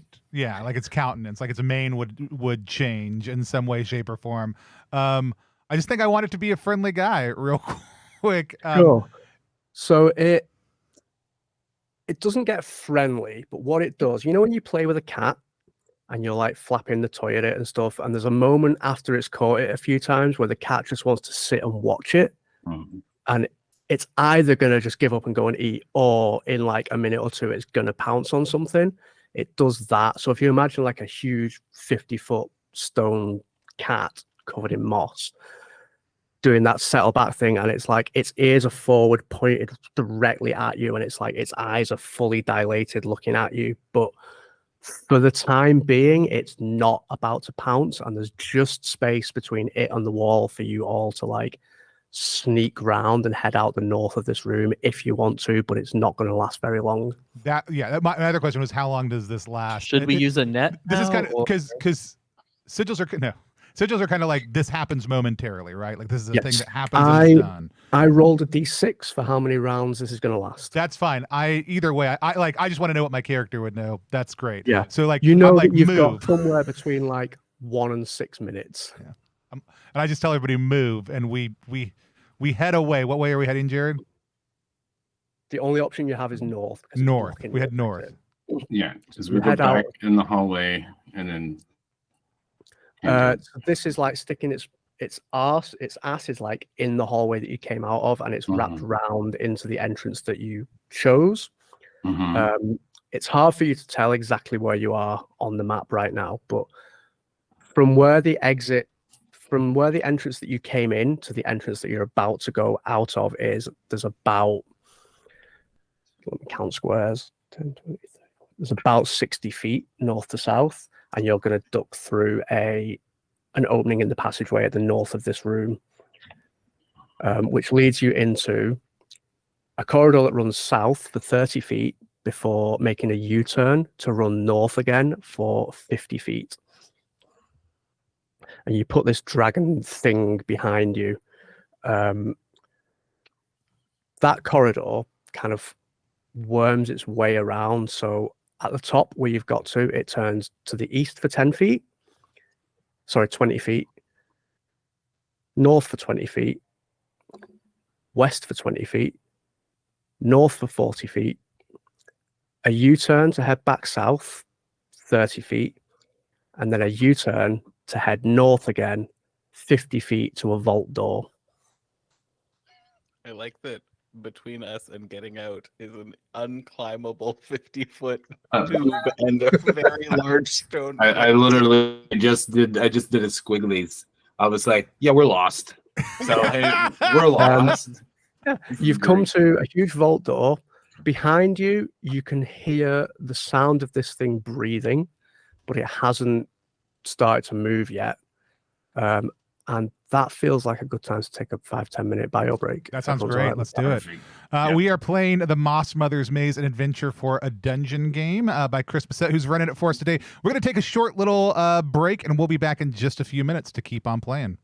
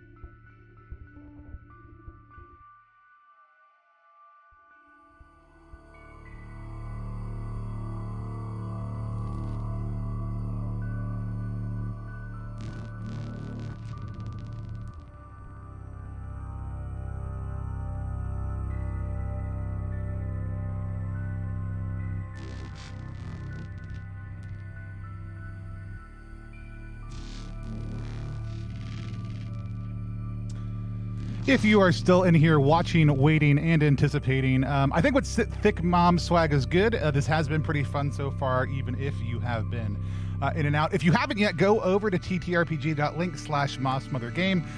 Check out either the digital version by Chris, or you can head over to Loot the Room and get physical copies. I know I ordered both a soft copy for running at the table and abusing, carrying around in my back pocket and all that stuff, and I think I got the numbered edition, but there were letter editions. I don't know, maybe Chris sold them all already. But go over to Loot the Room, check out all the great stuff they have there. Get a physical copy if you want to as well. We'll be back in just a few minutes.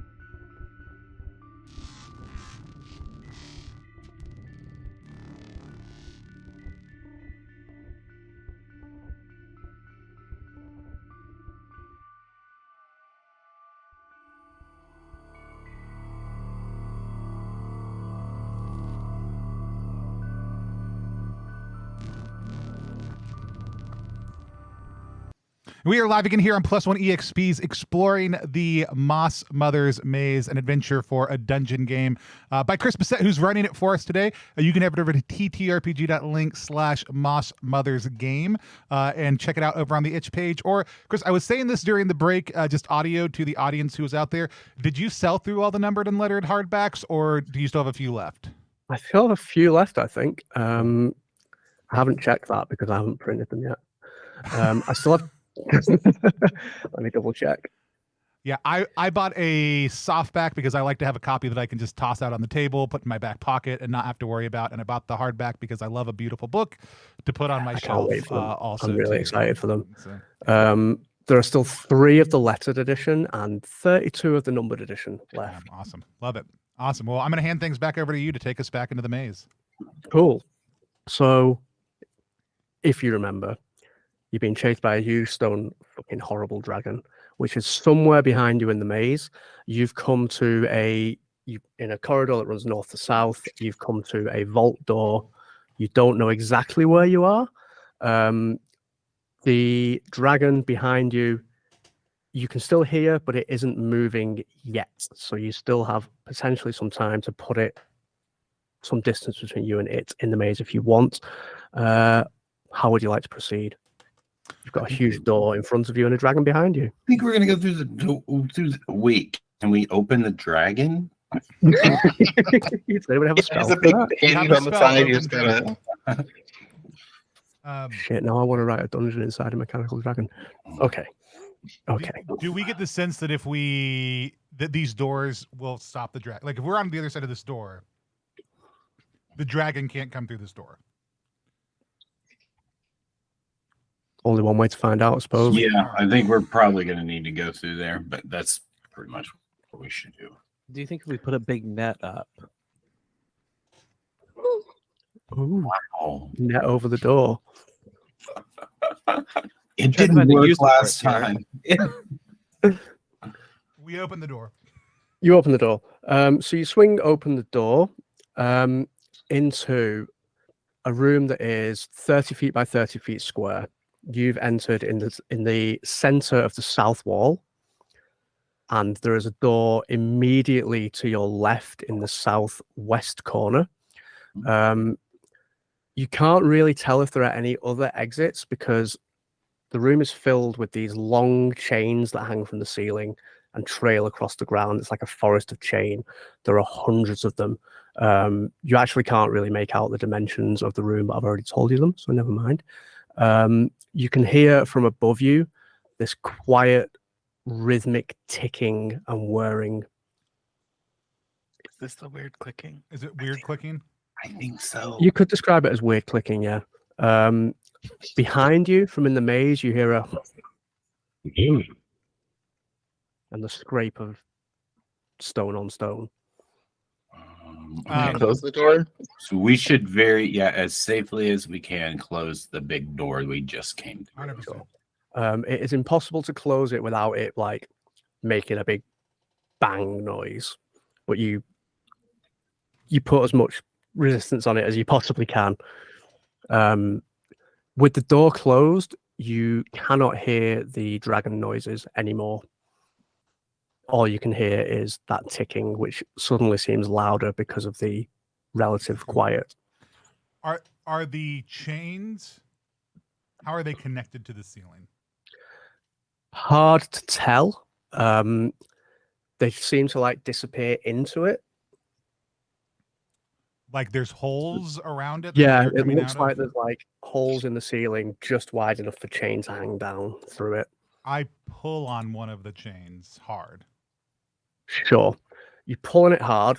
It doesn't have any give to it, but it does, when you yank on it, rattle against the other chains, which all sort of like clink and jangle together. You hear that whirring noise like spin up and get louder, and you watch as lots, double digits of these huge, I say huge, like plate-sized metal spider things kind of pull themselves through the holes in the ceiling, like squeeze through these holes that should be far too small for them, and start sliding down the chains towards you. Everybody make me an agility save, please. God damn it. That's a success over here. Ruffles design. Absolutely not. I've not. Agility is my highest stat, and I have not succeeded on a single roll for it yet. I don't What did you understand why roll? y'all just don't roll better. Listen, I switched. I gave up on You went to your Nice. critical machine also, because mine's been serving me really well. mine. Yeah, I got not a starting good. 16 over 14. You can exert yourself if you want. That's fine. I'll just take it. Cool. And everybody who passed that test, what do you want to do? Because these things are descending at some speed and they do not look friendly. And we really can't see anything other than we know that there is another doorway back Immediately to your left, yeah. Do the chains go all the way down to the ground? Yes, they trail on the ground.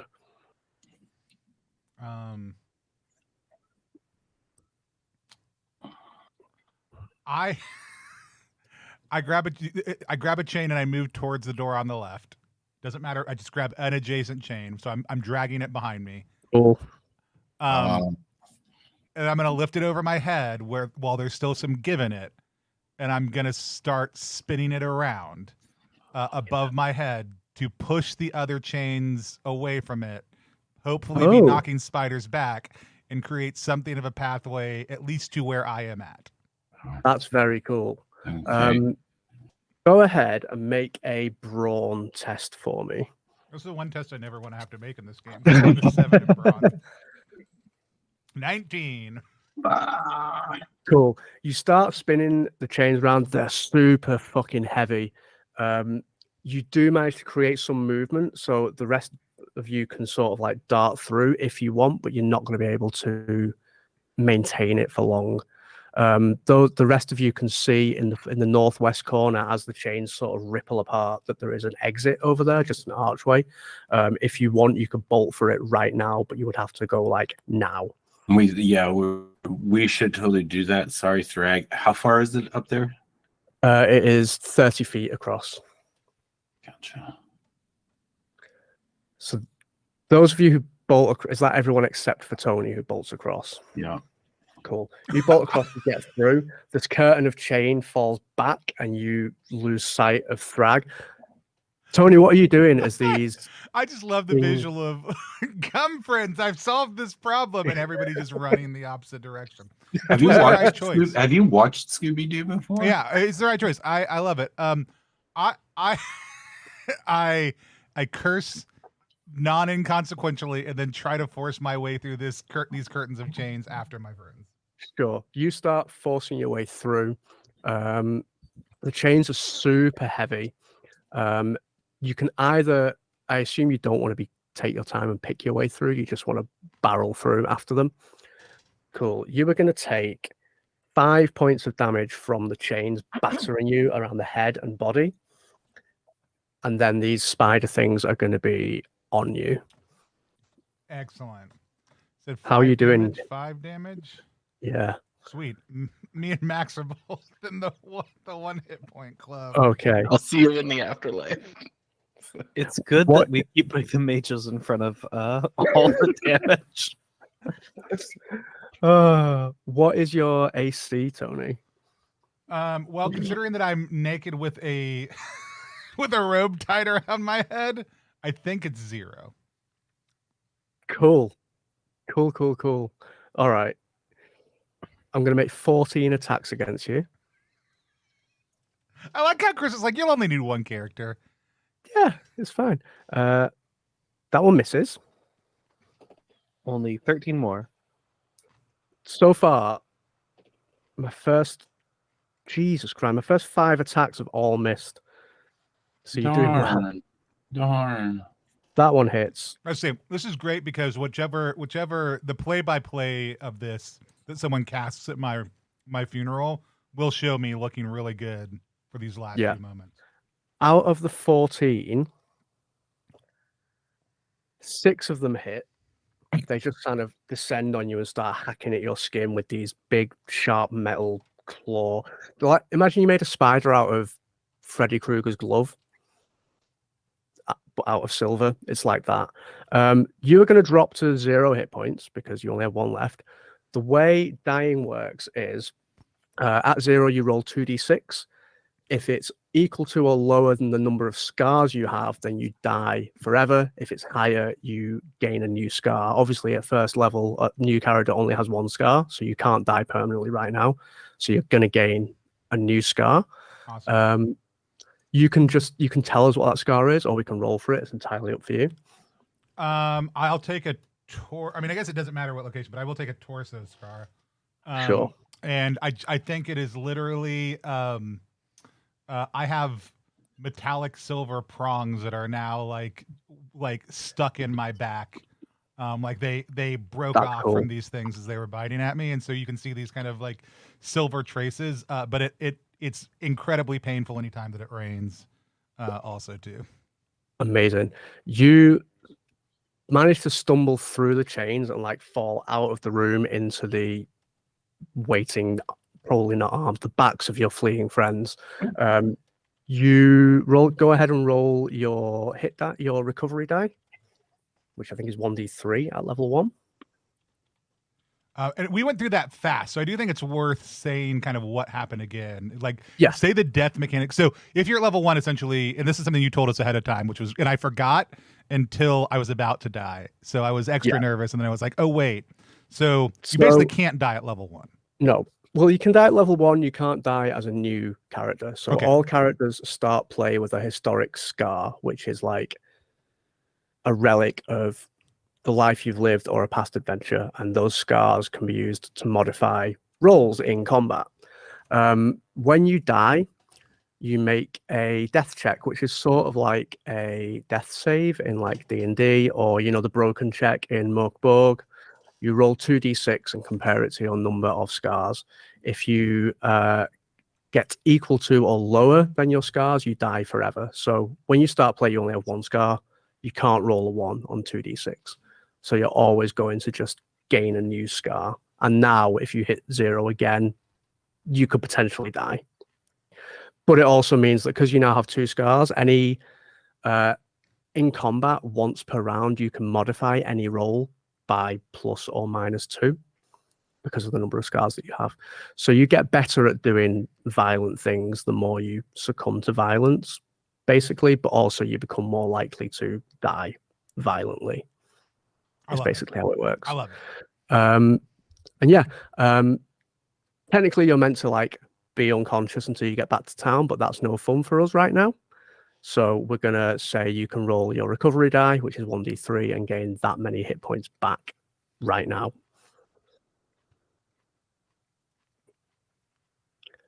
So you're all standing.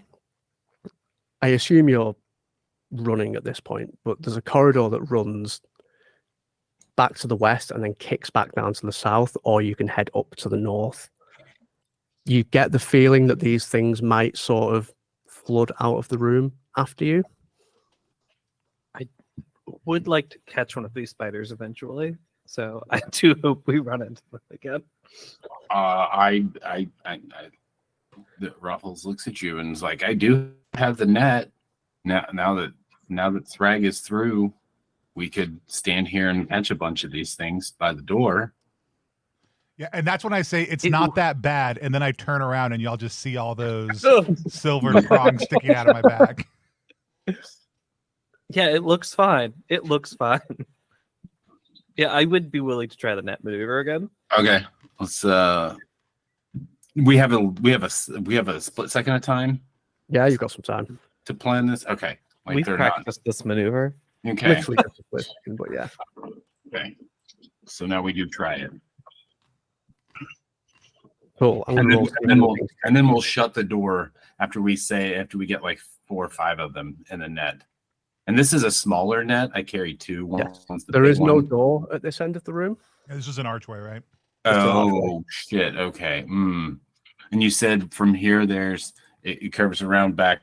It goes to the south. It runs 50 feet to the west and then curves to the south, or kind of 20 feet along the passage. It kicks up to the north. Gotcha. So 1, 2, and then there's gotcha. I mean, we can move a little way down, so only the fastest spiders.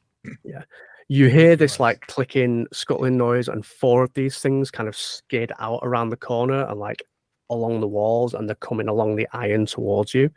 I'll keep us in the initiative order that we rolled. Ruffles and Tony, you get to act before them as they come round the corner. What would you like to do? You're all right there, Thrag. You're good to. I'm good. Yeah. So stand their ground with the net thing. We can try it this time. You're not going to run away.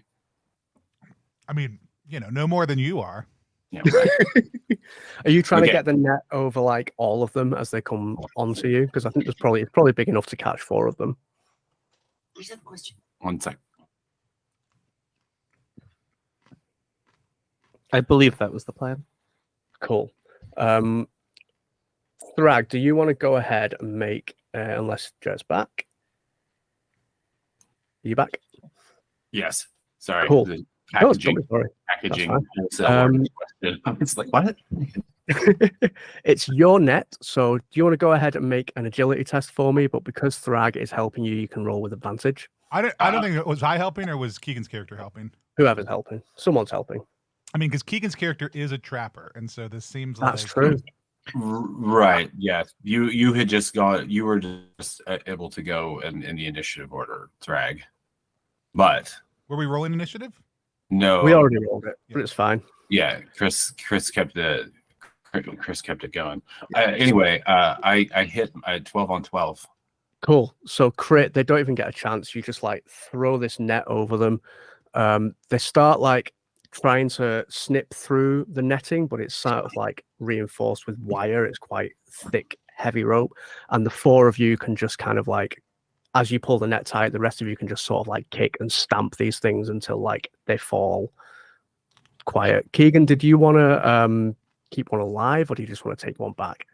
I think I wanted to just take one back. I know before we entered the dungeon, I heard the rumor about someone having one of these and wanting one for like repair parts. Yep. Cool. So you have 4 of these spider things that you can all take. It doesn't sound like the rest of them are following. What you do hear is the vault door on the other side of the room bang open and a snuffling growl noise.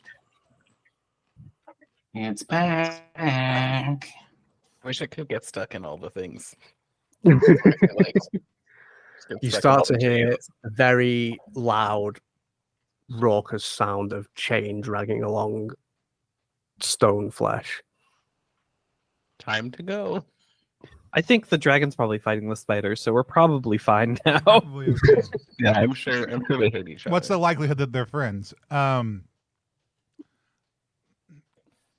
We moved down the hallway a little bit. For the spiders, just FYI. We moved down the hallway a little bit, but when we came into the other room, as somebody who battled their way through it, were the chains? How far apart were all the chains? I know they were close, like it was a thing, but did they fill the space entirely? Yeah, they were like only a couple of inches apart. Okay, that's fine. Then let's just keep on going. Cool. Do you want to head up to the north, or do you want to head to the west? Jarrett, you make the call. We should go to the north here. Sure. Yeah, because the west will lead us back to it. will probably lead us back to near the entranceway. We have yet to find anything that will help us get out of that. Right. So let's go back. Yeah, I mean, let's the go other north. question is, do we want to go back towards the entrance so we can rest for a little bit in a known area and not continue to press deeper, or do we want to continue to press deeper? I mean, I'm fine. the one hit point gang. Everybody's about to die. I mean, the one hit point, no more spell slots. Let's go north. Cool. Yeah, let's go north. So you head up to the north. It runs 30 feet up to the north, kicks to the east for 10 feet, and then heads 10 feet south before it ends in a dead end. Great. And from behind you, you can hear the sound of absolute fucking chaos from that room with the chains. You can hear like chains banging against the wall. You can hear the screams of the stone dragon. You can hear like the scuttling of what sounds like dozens of these spider things and like metal scraping on stone. The dragon does sound pretty occupied, but you don't know how long that's going to last for. I guess we gotta go back to the beginning. Yeah. I'm gonna go back to the bit towards the west. Cool. So you head to the west. The corridor kicks down to the south.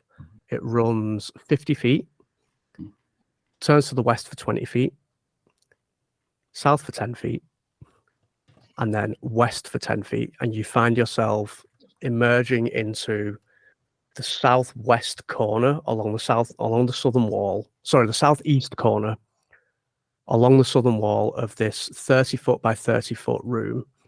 The floor of it is a grid of iron bars that are like, just like, you know, a grid of bars, like a cattle grid. And you can see beneath it like a pit that's only 2 or 3 feet deep, but it's filled with bricks and shards of rusted metal. And there are like hints of silver glinting among the rubble.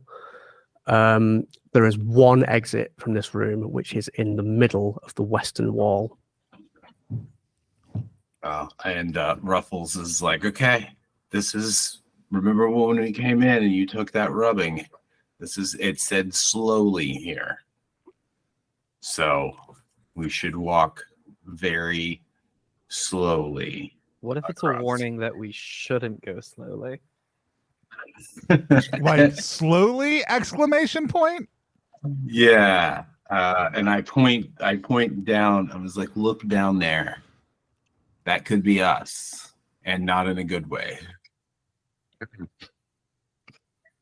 That could be us in a good way, though. I will. So yeah, I'll slowly make my way out. Is there anything around the edge of the room, like a lip or anything? Shit. Do the bars go like into the wall? Yes.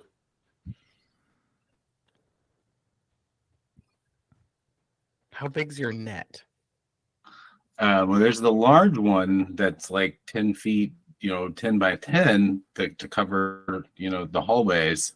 So we could conceivably be very, very, very careful with that, but it's going to require one of us to get over to the other side. And then it would make it a safety net.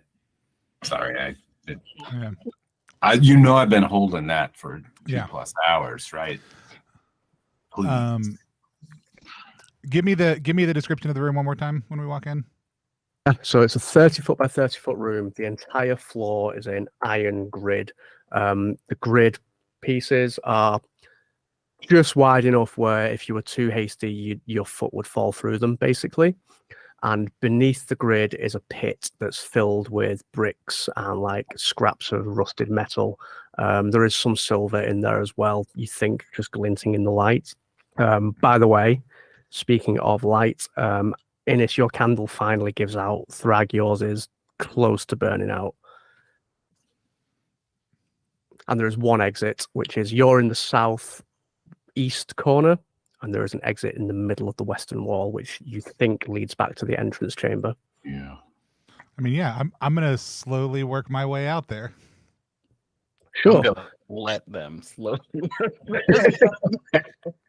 Yeah, like you step out onto the iron and it's pretty solid. Like it is rusted, it is a bit slick with moisture, but moving carefully, you can step on where the bars cross and you can pick your way across it and like nothing emerges from the pit.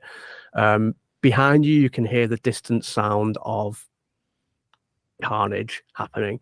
That does seem to be dying down a little bit, and you're starting to hear just like dragon noises again rather than dragons plus spiders and chaos. But yeah, you safely get across the room and you emerge into the northeast corner of the entrance chamber.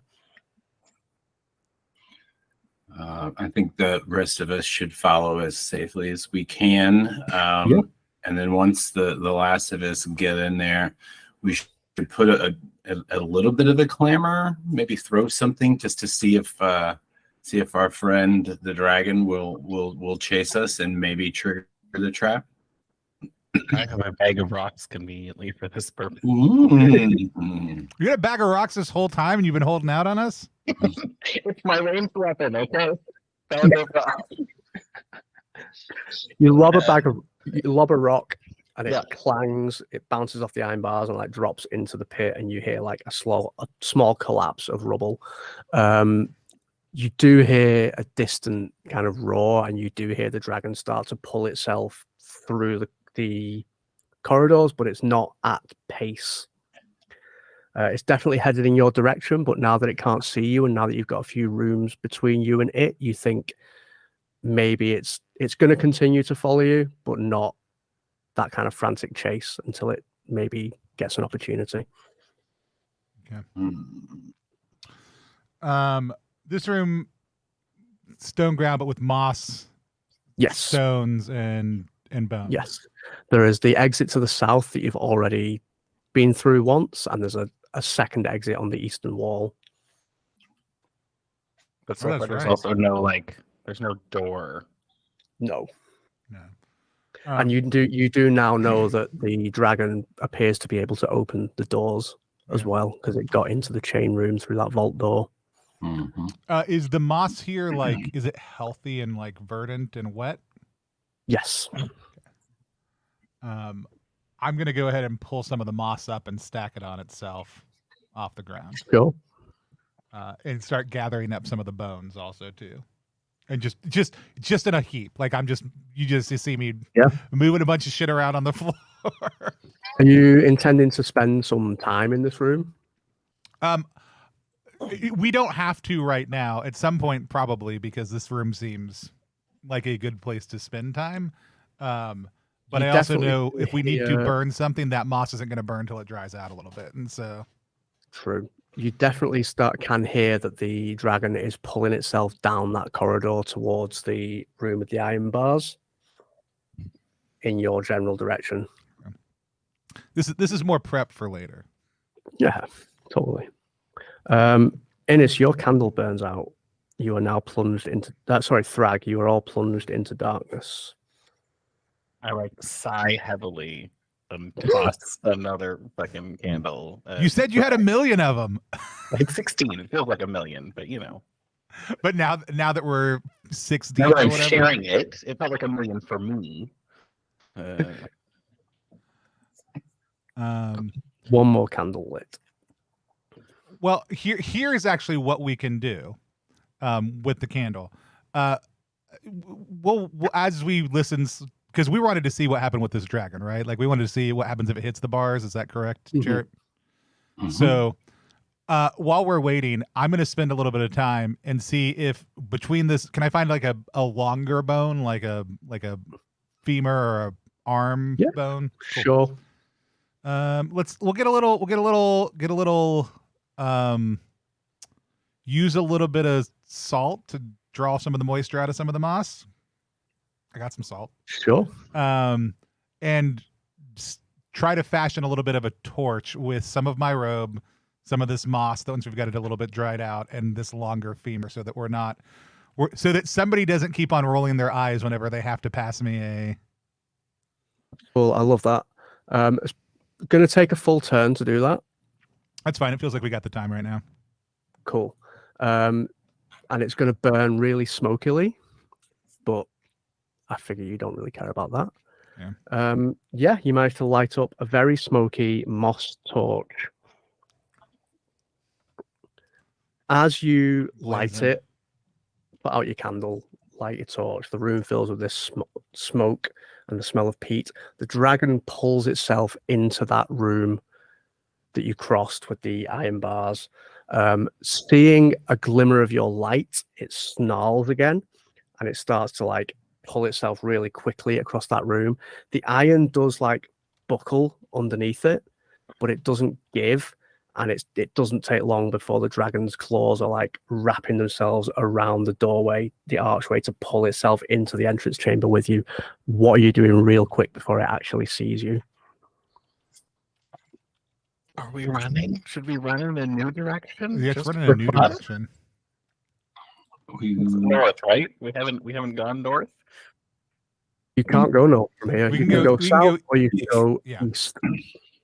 So if we go south, we can go back down to the mushroom room, and then there is a door near there that we can go, and then there's also the Let's just go south. Okay. We're going Like straight south as opposed to through the door Yeah. south. Yeah. Head let's do south that. into the room where head south through the mushroom room. Mhm. Do you want to go into the room where you found the spear, or do you want to go to that other door that you haven't explored? We'll go to the other door we haven't yet. Sure. You boot open that door, or you can't boot it open. It's a big vault door. You find yourself in the northeast corner of a really large room. It is 60 feet by 40 feet. Behind you, you can hear the sounds of the dragon, but you think you got away fast enough that it didn't properly see you and isn't giving like quick chase. This room is colder than the rest of the complex. It's humid and it's damp and it's cloying. The ground is like, some of the panels have been pulled up. There are really thick like scratches and scrapes in the iron of the wall. It looks like the dragon probably passes through here a lot. In the middle of the room, 4 of the panels of the floor have been pulled up to reveal that peaty earth again, and there is a tree stump in the ground that's been sawn off. Sitting on the stump is a knight. You think that he's huge. You think that at his full height, standing up, he'll be about 9 feet tall. Cloaked in, he's wearing rusted armor that's studded with razor blades. There is the skeletal remains of a dog on a chain on the ground next to him.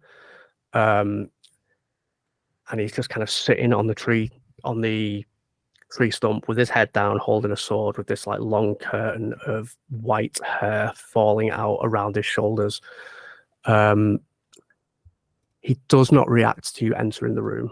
Does it look like is he aspirating? He's breathing? He's breathing, yeah. And you can see like, as he breathes out, like, because the room's colder, you can see his breath, and it looks like he's got little spores in the breath, like little particles coming out on his breath. This is who my character has a crush on. Yeah.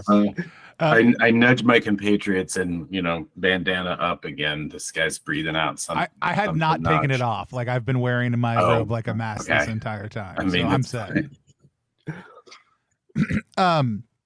Does his blade look ancient, or their blade look ancient? It looks very old. It looks very rusted. Okay. Also, is the dog aspirating, just out of curiosity? The dog is very dead. Okay, so it is obvious that these are remains and not just Yes, this not is a skeleton dog that's going to jump up and bite Yeah. your face. It still has a collar, like an old leather collar, and a chain that's kind of linked to the knight's wrist, but the dog is dead. We want to talk to this guy. I'm on board. Should we talk to him? He's a big knight. It feels like he could probably fight a big dragon. Okay. Sir. He looks up, he pulls his head up, like very slowly and laboriously. You can see that his face has got patches of moss and lichen growing from it.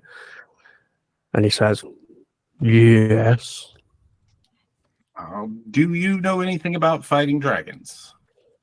I used to.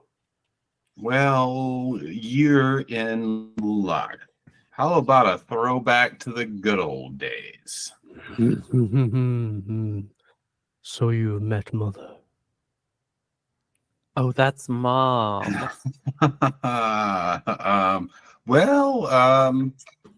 Yeah, you could say we're a little new here in town. Right. I just say, that's your mom? In a sense.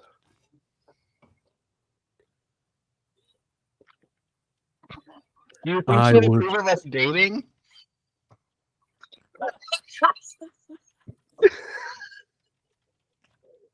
I'm really thinking this lichen beard you have going on. It's very flattering for contouring for your features. I love it. I love it. As a side note, you said that the floor panels were pulled up. Do you just mean that there are no floor panels, or are those floor panels in the room? They are propped against the southern wall. So there are actual floor panels in this room. Yeah, most of the floor is paneled. It's just the bit where his tree stump is. No, like that's why I was just making sure that it was. You mentioned 4 panels being pulled Yes. up. I didn't know if we just meant tree erupted through them or they were actually removed. And so, Yeah. Well, we apologize. We meant no harm or intrusion. We're just merely just looking around, and what you call Mother began to chase us, and Yes. managed to. Does enjoy the chase. Do you think you could get her to stop chasing us? Why? Well, we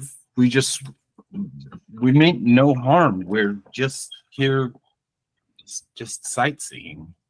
Why did you come? That's a great question. Hide your stolen spear. You are thieves, and he looks directly at your spear. I'm not a thief. I was told if I claimed it, it was mine. yeah, that Yes. legitimate transfer of ownership there. And you met the one who previously claimed it. Yeah. Yeah, and He's still here. I dump him out. Yes, and you saw what befell the thief, and yet you took what he stole. If I didn't know they were stolen goods, you can't blame me for that. The defense rests. Exactly. We're in Yongardi. Let's do it. I mean, if anything, you reclaimed these stolen goods. Perhaps if she knows you intend to return it, she will let you pass. Yeah, I mean, if she had just said something. I believe she said, right. So, Yeah, that's fair. That's fair. Chris, the best thing is, because of noise cancellation, anytime you make a dragon noise, it's just mostly completely quiet. silence. That's amazing because they're good dragon noises. I'm good at my dragon noises. That's so funny. Yeah, a few times now you've made a noise and we've just been like, I'm so happy you didn't tell me that until right now.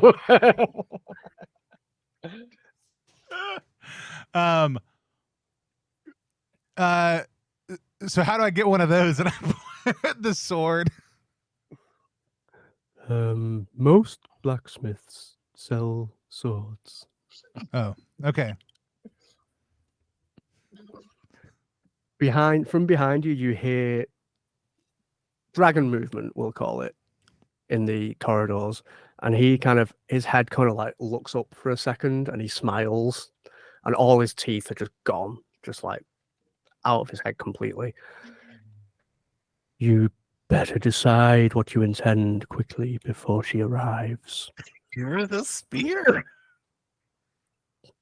yeah, I mean, she can have the spear back. She just has to nice. Oh no, the spear is yours. See? It's mine. What? But if What you if are she? to What if she? return it, she may let you.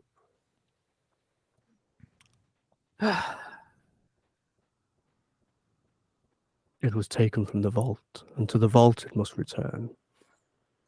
Yeah, I'd love to go visit the vault. Hmm.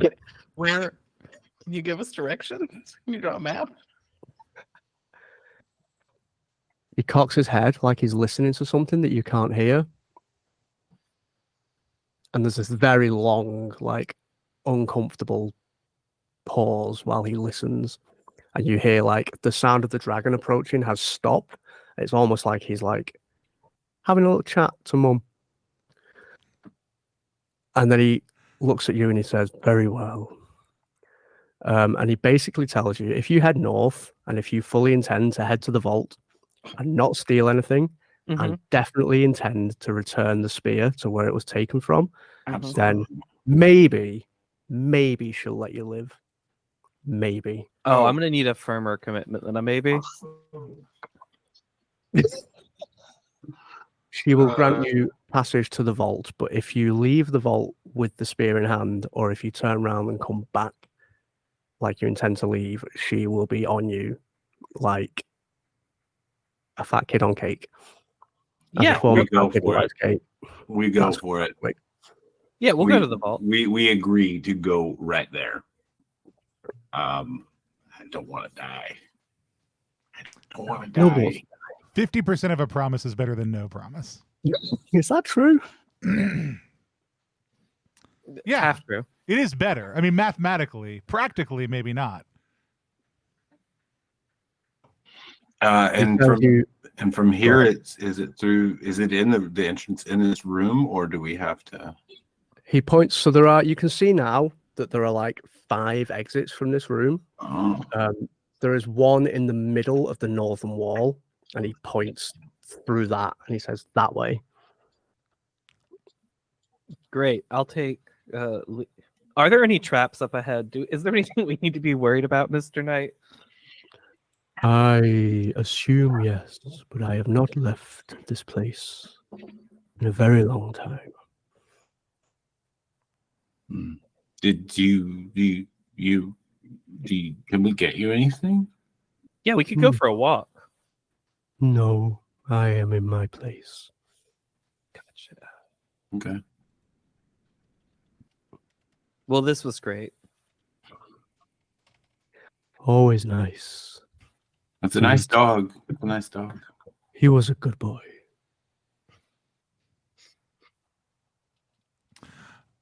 We I go feel north. bad for this. I feel bad for this guy. Like this guy's I like know. This guy a pretty shitty definitely life. walked out of the Sun King's palace and into the Moss Mother's maze. Like this is a I'll take that. That's a compliment. that is a compliment. Yeah, this is a That is a wonderful, wonderful, sad, delightful character to talk to.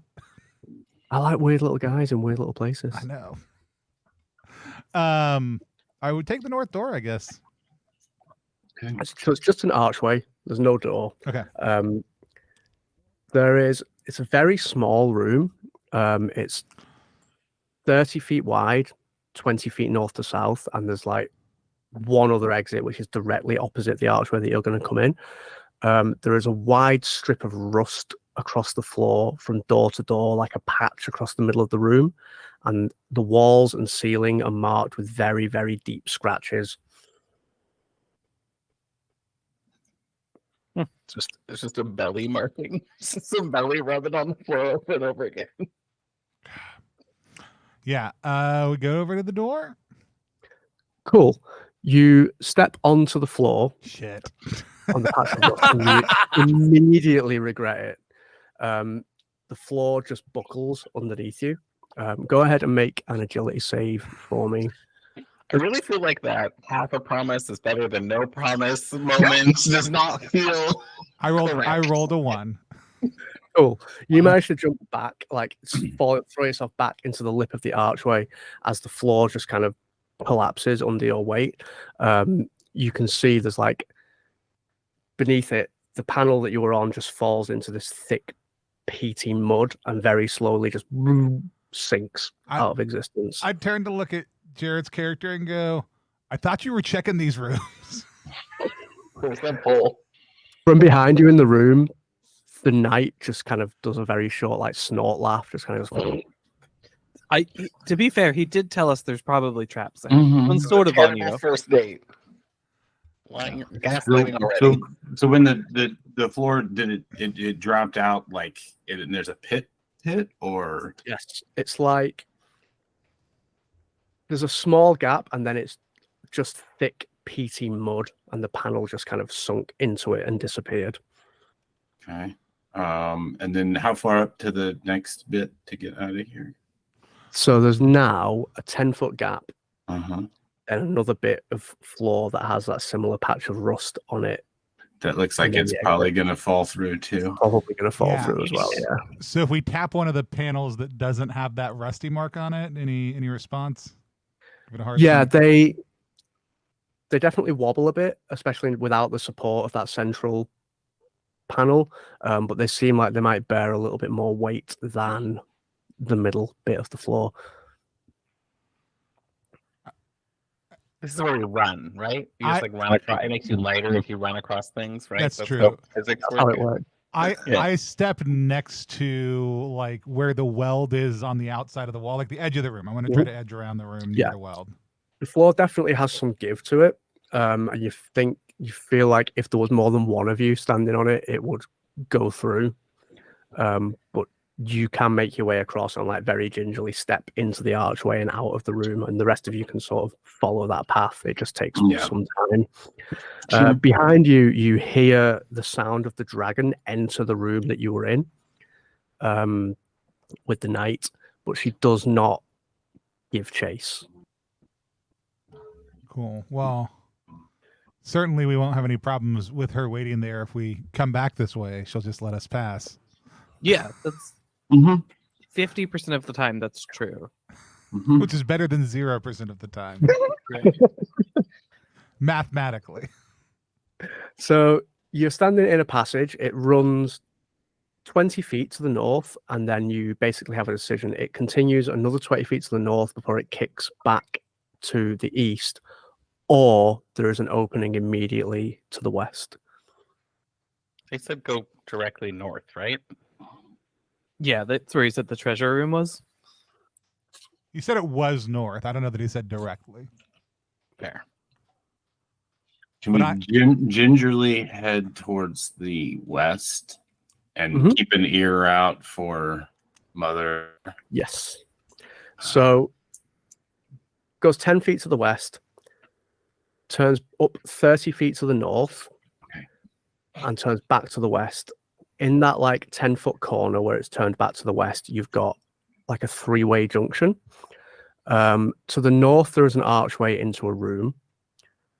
On the western wall of the corridor, there is a vault door, or the passage continues 30 feet to the south before turning back to the west. If you need any of that information, again, obviously, I'm happy to give it to you. Yeah, Because so we are now looking for a vault. When we say Yeah, vault the in vault this door feels situation, good.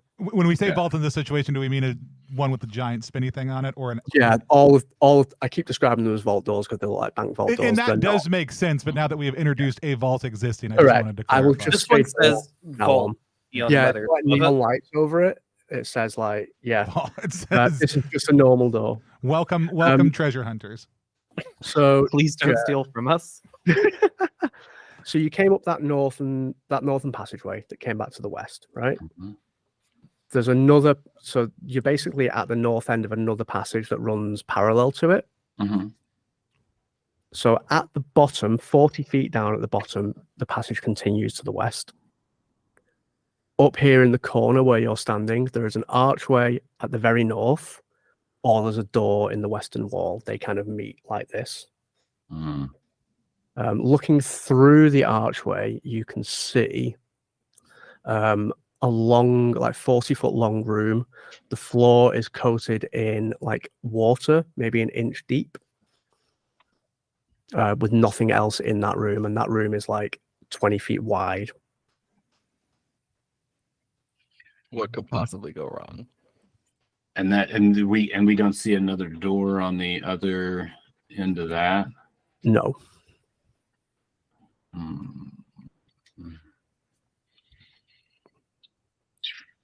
I mean, he said if we go north, that's the vault. Let's open the door. Let's open the door there in that corner just to be safe too. Cool. So the door opens into the northeast corner of a 40-foot wide by 20-foot north to south room. The floor is, again, like the entrance chamber, a thick bed of moss, but it climbs the bars of an iron cage in the center of the room. The cage rises like right to the ceiling, and the bars are like rusted and beginning to bend, but they look really strong. There is a guy sitting in the middle of the cage, cross-legged. You can see that his eye sockets are completely hollow and they're stuffed with moss. His skin is like paper, and beneath it there are these thick black veins that just like pulse with blood flow. Too bad you jumped to having a crush on the first person you saw, Max. I mean, I saw y'all. That's true. Wow.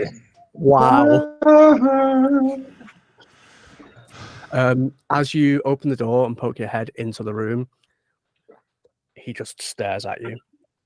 Or you assume he stares at you. He doesn't have eyes, he just has moss, but he points his moss sockets in your direction. Not as moss sockets. That's a Is great though. statement.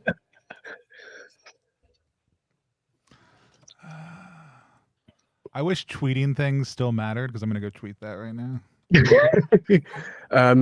You can see on the far side of the room in the south wall, southwest corner, there's another door.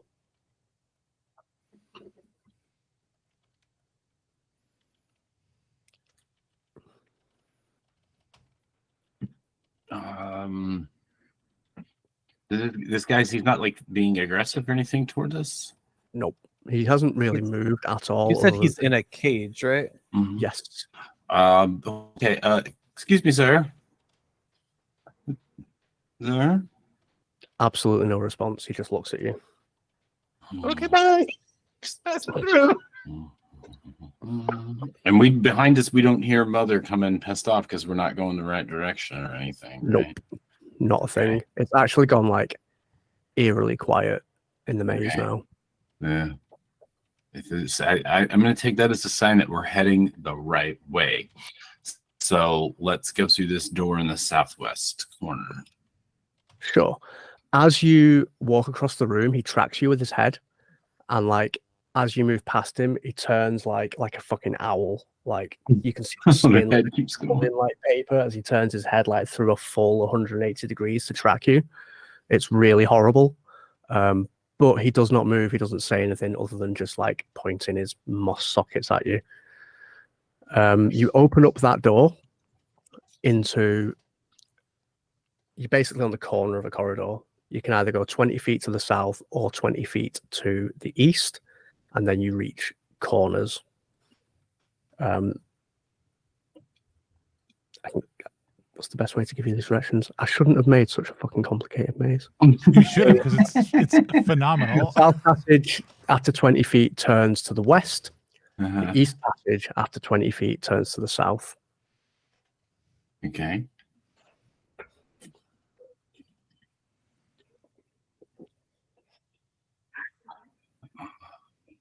Anyone have a... East or south were our options. Mhm. Well, I don't south is wanna not go north. south. Yeah. Well, east and south will possibly take us back around. Yeah, I think we should go south west to the west. Yeah. You think so? Uh-huh. You're the only one looking at a map, so great. Let's do it. Cool. Uh-huh.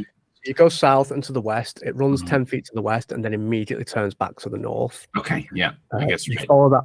You follow that passage 50 feet before it turns to the west, and then you have a couple of options. Once it's turned to the west, it runs for another 20 feet. Mhm. There are two archways, one after the other, to the north, and there is a door in the end of the wall to the east. Two archways in the Wait, north. wait. Did I say it turned back to the west? I meant east. I'm sorry. Oh, no, you're good. You're fine. You said two archways to the north? Yes. So you turn the corner and you immediately have archway, archway, door. I know this bit. One of these archways always lies. One of these archways always tells the truth. I think every archway in this dungeon lies. Is there any difference between the two archways? Yeah, one lies and one only tells the truth, Tony. You just said it. No, they're exactly like every other archway you've seen. Okay. Both of them, one of them opens into a room, one opens into a passage. Oh, well, I that, guess yeah. the difference. The room, you'll be pleased to know, on the first archway, long chains hang from the ceiling and trail across the ground, hundreds of them. So many that it's impossible to make out the details of the dimensions of the room. Yeah, Or let's whether go they're through the other archway.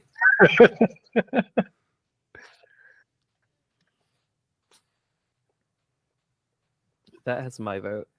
Yeah, the passageway. Yeah. I agree. So you've either got the passageway to the north or the door to the east, whichever one you would like. Passageway Yeah. to the north. Passageway. We're speed running this now, baby. You are. Passageway runs 50 feet to the north. It actually passes through like an empty square room, but there's nothing of any interest in it. It's literally just like a wider section of passageway. And then it turns to the east, runs 10 feet, and exits into the southeast corner of a 20-foot wide by 30-foot north to south room. There are heaps of rusted metal pushed into the corners of the room, which leads like a clear path diagonally across the room from the southwest corner to an archway in the north wall in the east corner. Is this scrap metal? Does it look like old armor and weapons? Plates, Yes. cups? Armor, weapons. Cool. Are there any? Is it? It's all rusted. Does anybody look functional? From what you can see, you can spend some time searching it if you like.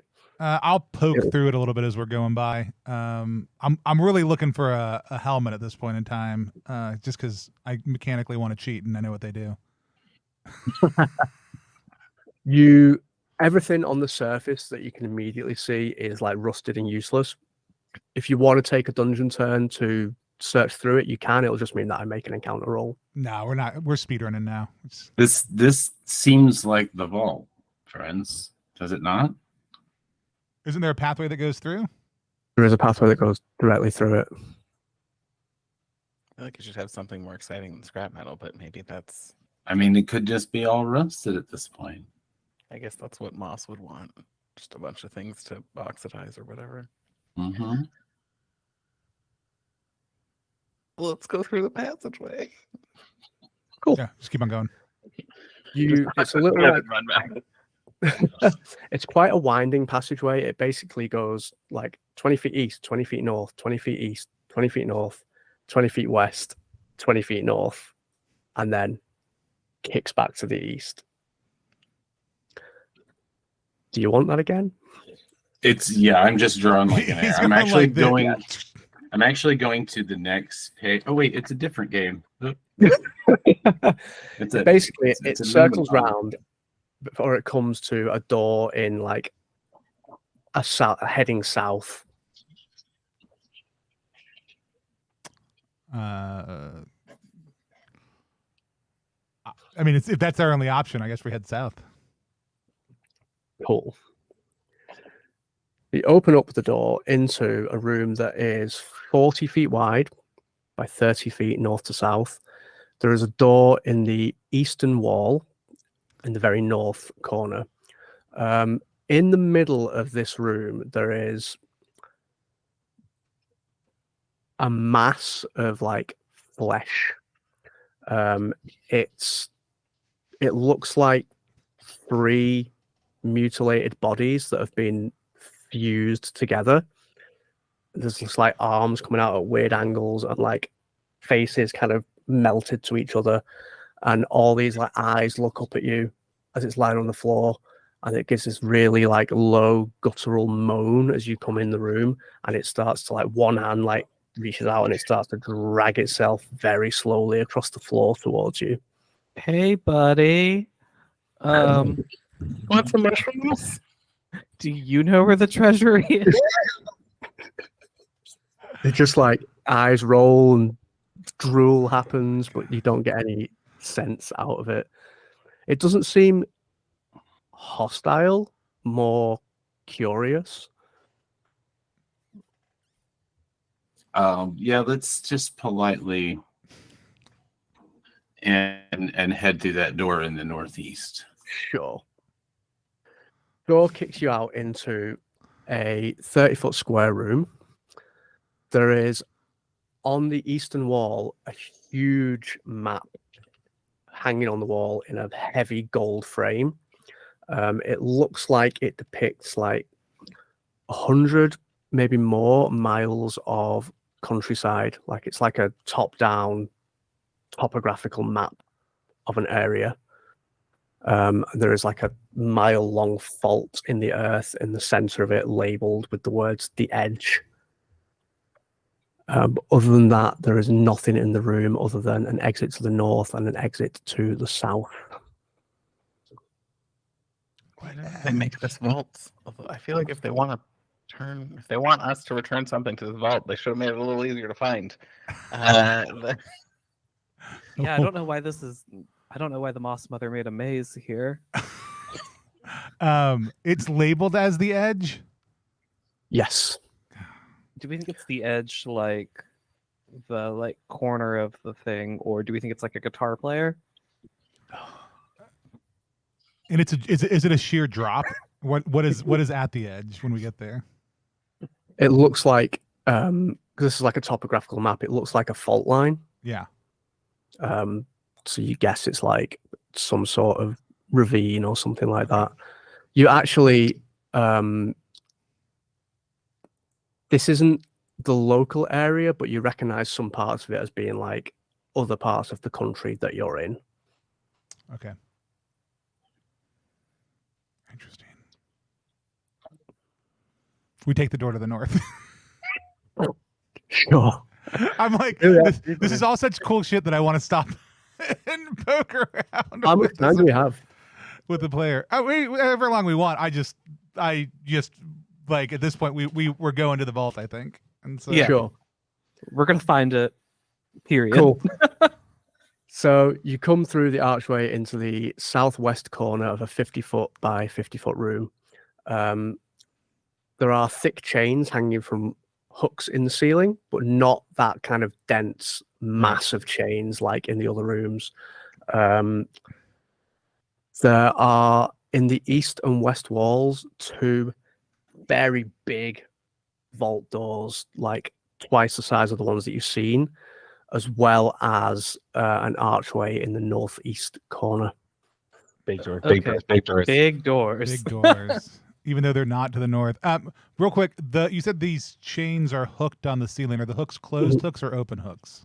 The hooks are like open hooks, very, very big iron hooks. And the chains are like, is a link hooked over the hook, or are they like Links Great. hooked over the hook. So these chains are like 20 feet long, so 15 feet from ceiling to floor, and then they trail on the ground.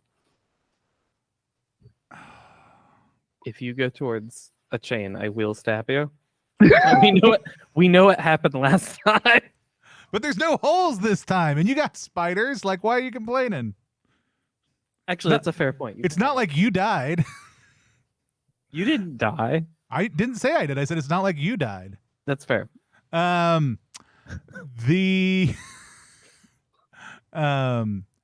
how thick are these chains? I guess is my next question. Coke can thickness, really thick. I would love to retrieve one of these chains if possible. Here, Sure. but I will need somebody's help in order to do this, because my plan is me on someone's shoulders, staff in my hand, push the hooked link off the chain. I'm surprisingly brawny if you want to climb on my shoulder. That sounds great, because I am not. I'm just a little guy. Just a little wizard. Yeah. So yeah, my goal is exactly what I just described doing as I climb onto my Sure. friend's shoulders. Yeah, you can just do that. You climb up on their shoulders, get the chain off. It's real heavy. Yeah, and it just, I drops I to go the to pick up this chain, with my robe tied around my head, and it is obviously far too heavy for me to do anything with. But I feel very Yes. satisfied as It I is drag very it loud along when the it falls on ground. the floor. Excellent. It's going to slow you down. It's going to be loud as fuck, but you That's can fine. have a 20-foot chain tail if you would like. Let me just check real quick from a fictional positioning standpoint. The padlock that I took off the thing earlier when I picked the lock. Yes. Is it large enough to link between two of these links? Probably not. Damn No. it. All right. Well, we'll come back to that later. Cross that bridge when you get to He it. throws the chain in anger. Damn it. Okay, buddies, we got some big doors. Let's open the big doors. There's 2 of them, right? Yes, one on the east wall, one on the west wall. Do we need to open them at the same time? That's an idea. Okay, I'll take which It's side a of the room bad was idea, but which side of the room was the edge on? Was it west? That was on the eastern wall of the That's right. other room, yeah. The room Cool. directly to the south of this. Yeah, I'll go to the east door if somebody wants to take the west door. I got it. Oh, Why are we opening them both at the same time? because I said it out loud and Yeah. nobody said no, apparently. Great, good. Because nobody's stopping us. Great. The doors are locked. Fudge. I hate you. Is there an obvious lock? There are It's a very what, large like a padlock. series. There are like 3 keyholes on each of them, like a series of locks.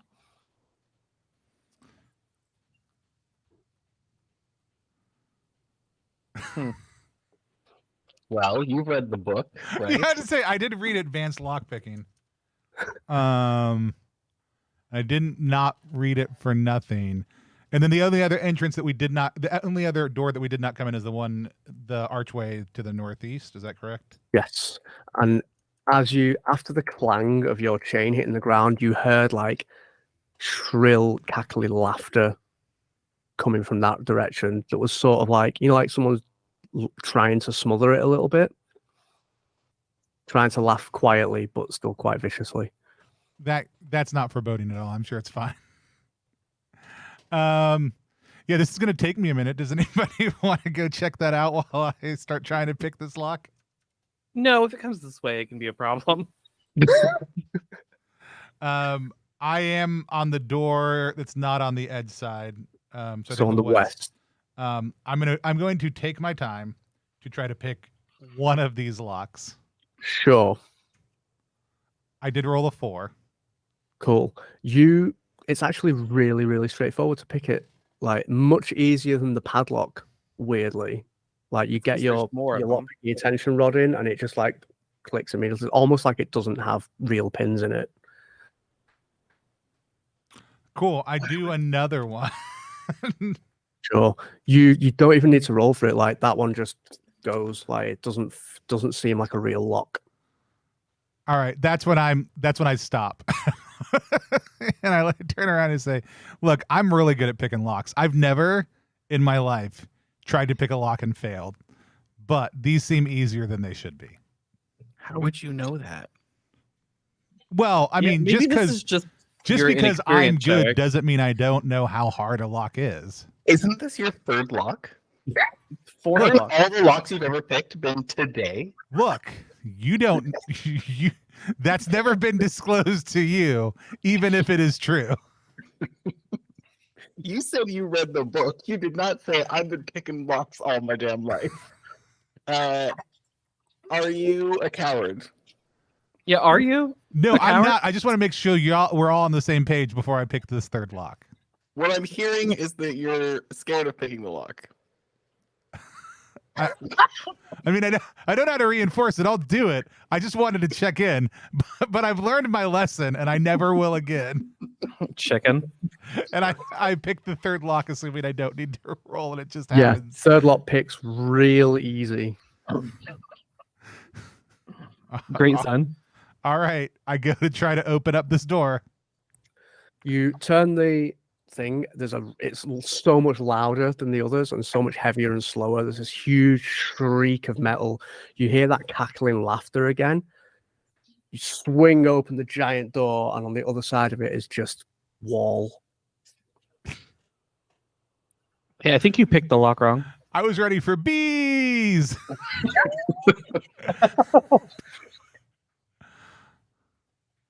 All right. I go to the other wall They've changed the matrix. and I pick the first lock on the other side. Super easy again. All right. I pick the second lock on this side. All three of them super easy. I open the door. Wall. I'm so disappointed by the big doors. I'm so excited about big doors. I drag my chain through the northeast opening. You drag your chains to the northeast opening. Behind you, the two doors slam themselves shut again against the wall, and it's like loud. It shakes the room, and you hear all 6 locks go, throw themselves back in. Poking your head through the archway, you can see on the eastern wall of this like 40-foot long room, there are 2 iron platforms mounted in the wall with a pair of iron gargoyles sitting on them, and they're just like shrieking with laughter. There's water falling out of their mouths into a grate on the floor, and they're just laughing around it. And the second they see you, they start like hurling abuse at you. They're like, "You fucking prick! You fucking fell for those doors, you shithead! You absolute sad sack! You fucking nonce! What the fuck are you doing?" Etc. Etc. Did you What say do they you have mean water fell coming for out of the their doors? mouths also? Yes. Okay. Yes. I feel like you can't fall for a door. The door was opened. It did its job.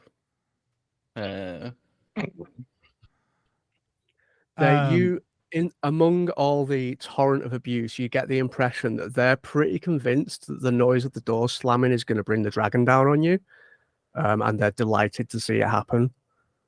But there's no sign of the dragon coming. There's no noise of her approaching. Cool. Oh, you mean Mom? No, she's not coming this way. They like. It seems like for the first time in their lives, they are speechless. They're like, "What? He's lying, lying, lying." Okay, so one of these Bullshit. 2 only lies.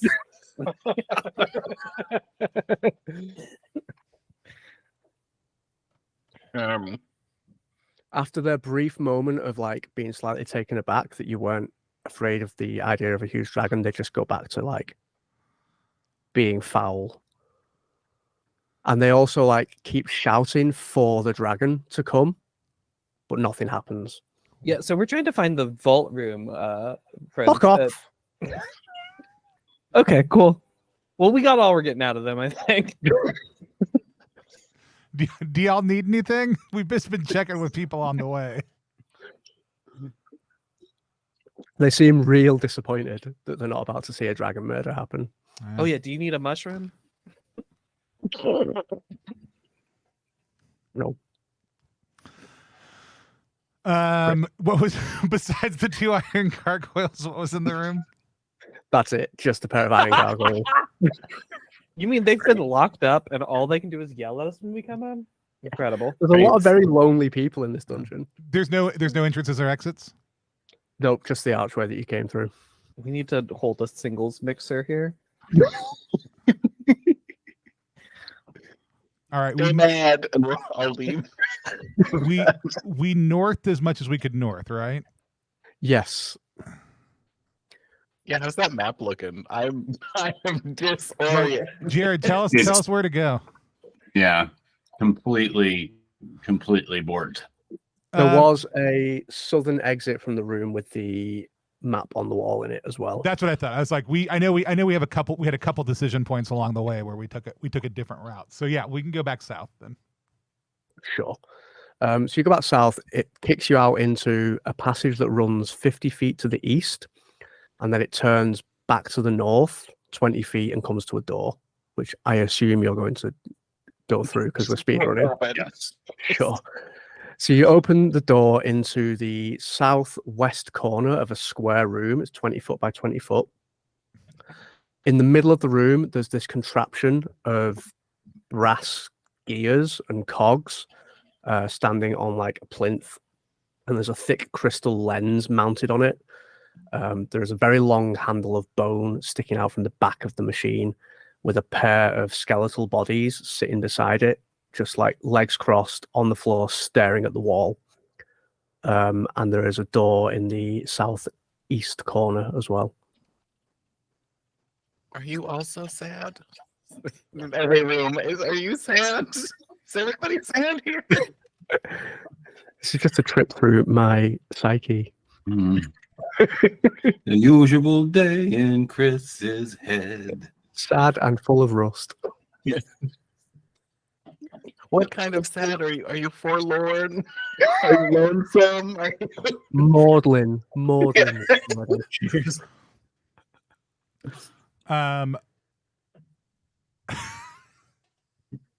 Say it for me one more time. I don't know why my brain keeps on breaking. Where it's two skeletal forms, a crystal and coggy gear thing, and what are they doing with it? Contraption with a crystal lens in it and a handle made out of bone. It actually, on closer inspection, it looks like there used to be a handle there that has gone, and someone's inserted a bone into it to make like a makeshift handle to be able to turn this contraption. I mean, we gotta turn it, right? We gotta try turning it. Yeah. Cool. We can steal the crystal. It's pretty big. It's like quite chunky. You reckon it probably weighs like 20 pounds. It's quite a big chunk of crystal lens. Turning the handle, the gears all start to turn with like a clicking, rattling noise. They're surprisingly still like well greased. As you turn it, a little opening opens up in the top and a valve kind of pokes up out, and then there's this hiss as a stream of gas emits from it directly behind that crystal lens. It seems fine. It seems totally fine. Like it's probably time to leave this room. I'm gonna stop turning. Yeah. The valve shuts off, the gas stops, it sinks back down. As it stopped, you notice that another little panel was starting to open, but it closes itself as well.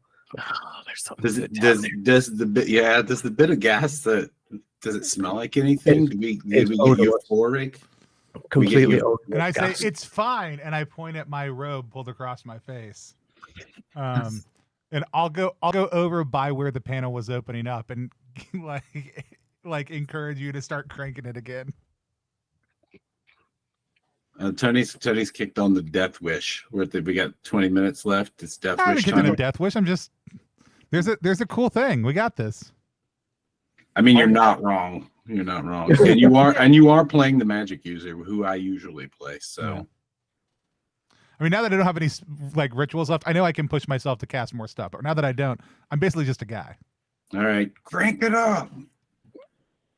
Cool. So you start cranking it. Yeah.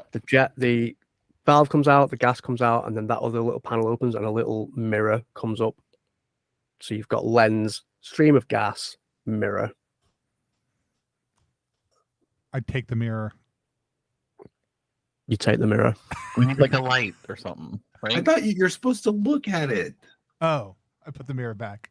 Okay, and we look. Do we see anything in this mirror? Or? No.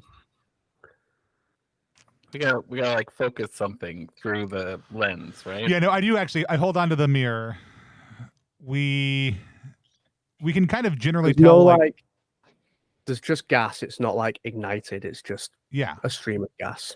We can kind of tell where the mirror would intersect the lens, and is the gas is coming up in the space between them, correct? Correct. Okay. Is there anything like there's nothing in the ceiling or whatever? Not that you can see. You can't see any openings. You can't see any like you check the panels on the wall because it's all still iron. You can't see any like trick panels or holes in them or anything like that. I have an idea. because I know what these 3 items together can do in real world dungeon science. Can I get somebody to hold this mirror for me? I also have. I should point out. I have another mirror. So if we want to hold like a little. This could be a special mirror, and yeah, Sure. I'll hold the mirror.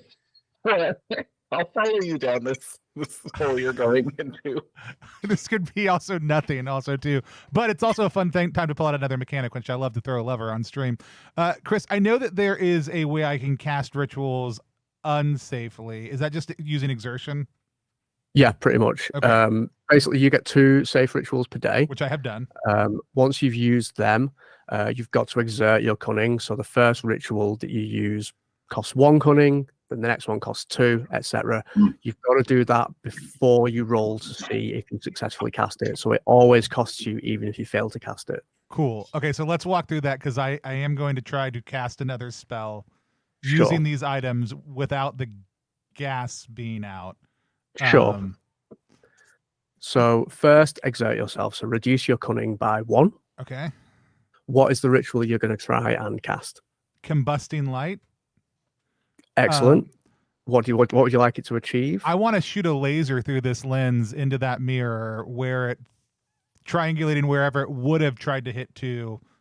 But I'm also going to have my friend just hold the mirror in place. So make a cunning check to see if your ritual succeeds. Okay.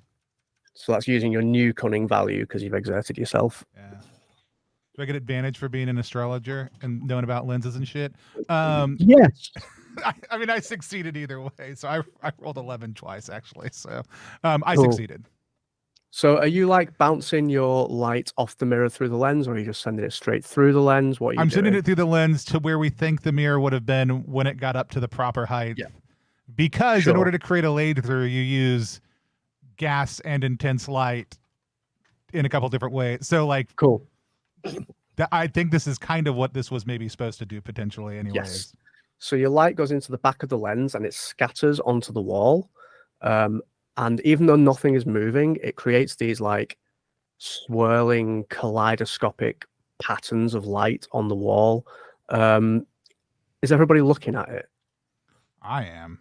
I'm trying to keep this Yeah. mirror in place. Yeah. I guess. Everybody who's looking at it needs to make a cunning save. I'm not. No, that's a fail. I Fail. passed. Boo. You passed. I succeeded. Cool. Everyone who fails, you just get enthralled by these patterns, and you just want to like sit down and watch them. And it's like taking a load of acid and going to a Bjork show. You just want to sit down and let it pass over you. It's a very specific experience. A very common one. We all know exactly Very what that's common one. like. We could all share that experience. Those of you who passed are just like, cool, shiny lights. But those of you who failed are just like enthralled by it, and you feel like you don't want it to end. And you almost like, you find yourself reaching out to try and turn the crank to keep it going, but then part of you realizes that it's not being powered by the crank. Tony, what are you doing with the laser? How long are you keeping that up for? And I'm looking at these. Is there anything I can see that this pattern is trying to? Is pattern indicating anything? No, nothing at all. Okay. Then I stop. Cool. The second that you drop the light, those of you who are in that trance like come round, and you don't know if it's been 5 minutes, you don't know if it's been hours. You guess from the fact that your friends are still standing there that it's not been very long, but you've got no idea of how much time has actually passed. Cool. If anybody's like, why did we just put up the normal graphic? It's because Max's power flickered, and we are waiting for them to log back on, and I don't want to move a whole bunch of stuff around in the meantime. So we are still going. It's just it's our save screen. So enjoy our audio in the meantime. And we're back. All right, perfect. You're back. Hey. Hello. That's and perfectly, you were enthralled that entire time. So it really, You actually don't know what happened, and that's Yeah. fine. Yeah. Great. Good. The lights are gone. but thanks for holding that mirror for me. Yeah. There was it's a a- shame. there was a It's a shame I lightning was gone flash. during when we started this because I do have a mirror in my inventory, and I feel like I could have helped with whatever. I have Cool. one also. So Okay, it's- cool. We go down. We go through the door on the other side. Sure. You go through the door on the other side. You find yourselves in a passage that runs 40 feet to the north, and then it immediately turns to the east and opens into the bottom of a large room. It runs 50 feet north to south, 20 feet east to west, with a door in the northern wall. Against the eastern wall, there are the remains of 3 corpses. They look like they've been dead for years. They've been torn limb from limb. They've just been thrown against the wall, and moss has started to claim them. You can see that there is a pack, like an old backpack, in amongst their remains.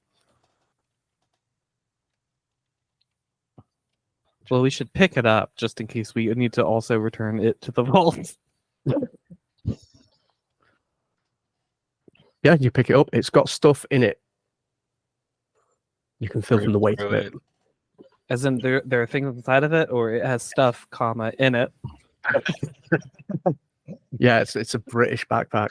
No, it has things inside it. Cool. I'll dig through the book bag real quick. Sure. So there's quite a lot of stuff in it. It's got a rusted chain, about 100 feet of rusted chain, not quite as thick as the chain that Thrag is dragging. There is a very slim leather-bound book of prayer and devotion, and flicking through it, you think it possibly contains a couple of like new rituals that you don't know. There is a leather pouch with some coins and like silver coins and an ancient currency, and a glass bottle with a very murky lavender liquid in it. Okay, I'm gonna hand things out. Tony, this giant thing of rusted chain is for you. Better say that's all I want. So, Yeah. the most important question: could I fit my Will the padlock padlock fit on around this? 2 of these chains? Yes. Excellent. you My can. plan has finally come together. Max, I'm gonna hand you a book of ancient spells. Great. Love that. Great. I'm gonna take the money, and then I'll just hand the rest of the bag to Ruffles. Ruffles, you get yourself a glass bottle with a murky lavender liquid in it. And a backpack. And And a a backpack. Should I drink this? I know we're close on time, so Absolutely, you should. probably. Well, you Right. could drink it right now, or you could drink it as soon as something important happens. Important happens. And it's way Okay, more. I'll way higher I'll stakes. hold it. I'll hold it. Sure. It's probably like a fire breathing potion. Yeah. Probably good if we hold it. Potion of Totally fine, instant yeah. death. It's gonna there turn is- into mother. Door at the north end of this room. Which maybe is the door to the. somewhere we I need to love the drop fact this that to? we are also convinced we're near the vault, and I would just love it if we are on the other side of the Right. The facility. We're gonna from- find out the night earlier meant to say south. Yeah. Right. And it's really fucked up his directions. Chris is really bad at directions. Hold on, my book was upside down the entire time. Yeah, we go through the door. Sure. You open the door. You find yourselves in a very long passage that runs to the west. It runs something like 80 feet, and then it dead ends, but in the northern wall, there is a very heavy iron portcullis and a passage beyond it that runs to the east. Excellent. A port. You have not seen something like this in this maze before. Okay. Is the port that is the opening small? Is the opening small enough that we might be protected from the dragon by going through it? Yes. Yeah. Dragon Um, safety. is there a way that is the portcullis down? Yes. Is there a visible way to open the portcullis? Grab hold of it and lift. Seems to be the only way. You should drink that potion first, and then. Yeah, I mean, can we see anything? It's just darkness down below. So beyond the portcullis, there is a passage that runs west to east. So you can Mhm. see like the beginning of the passage. Mhm. Every surface of it is coated in moss, and the air is very warm and humid. You cannot see to the end of it with your light. This is where we need to go. This is where we need to go. Should we just try and do a straight lift? Yep. Yeah. I wish we were playing Meatheads. I get XP for this. You and me together. What is everyone's brawn? Mine is 7. Mine's 10. 12. 12, 10. 10, And 13. 13. So you need a combined brawn of 24 to lift it. Yeah. So you can all lift it together. Obviously, you might want some way to keep it open, or you might want to let it slam behind you. It's entirely up to you. Yeah. I mean, y'all lift it up, and I'll get underneath first, and then I'll help from the other side. Yeah, is it hinged? Like it'll swing back? It just lifts directly up. Oh, so we need to shift over a little bit. You would need to like lift it up and roll underneath it, and either prop it up with something that's going to support the weight of it, so that you can roll back through it, or just let it close and hope that you can get back out later. Let's just let it close. It's And- like the safe way. The good for you. problem is if we don't let it close and then Mom wants to chase us again. I mean, I believe mathematically any 3 of us can keep it up, so we should be able to just by rotating through easily get to the other Correct. side and let it close. So you all scramble through the portcullis and let it close behind you. The passage is literally just 10 feet wide, straight run. As you move partway down it, you see the end of it. There is a vault door in the northern wall at the end of the passage that looks different to the others that you've seen.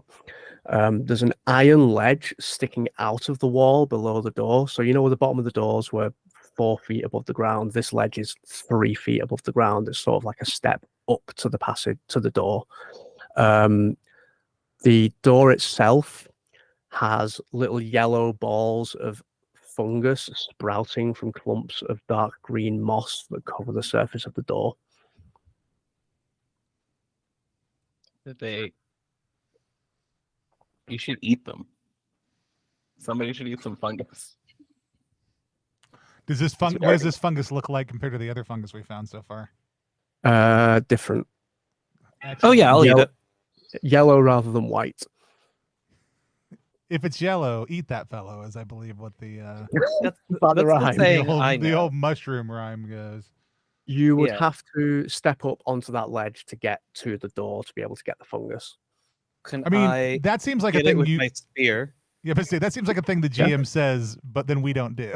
Yeah, no, that feels like a thing the GM's going to say that I'm going to ignore because the trap here isn't the mushrooms; it's the step. So you prod the mushrooms with your spear. Mhm. Yeah, you prod the mushrooms with your spear. How long is your spear?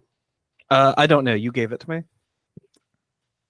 It's the one. Sure, It's the one the body was on. You did Uh, drop the details. 4 in feet chat. long. Yeah. You prod one of the mushrooms with the spear. It immediately releases a cloud of yellow spores.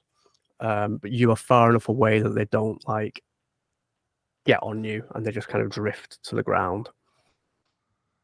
So we think I should eat this.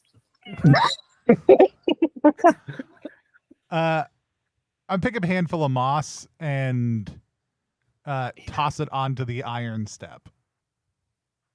You toss it onto the iron step. You definitely see that it has some give to it as the moss lands on it, but the moss isn't heavy enough to give it all the way. I take my staff and I press down on the iron step.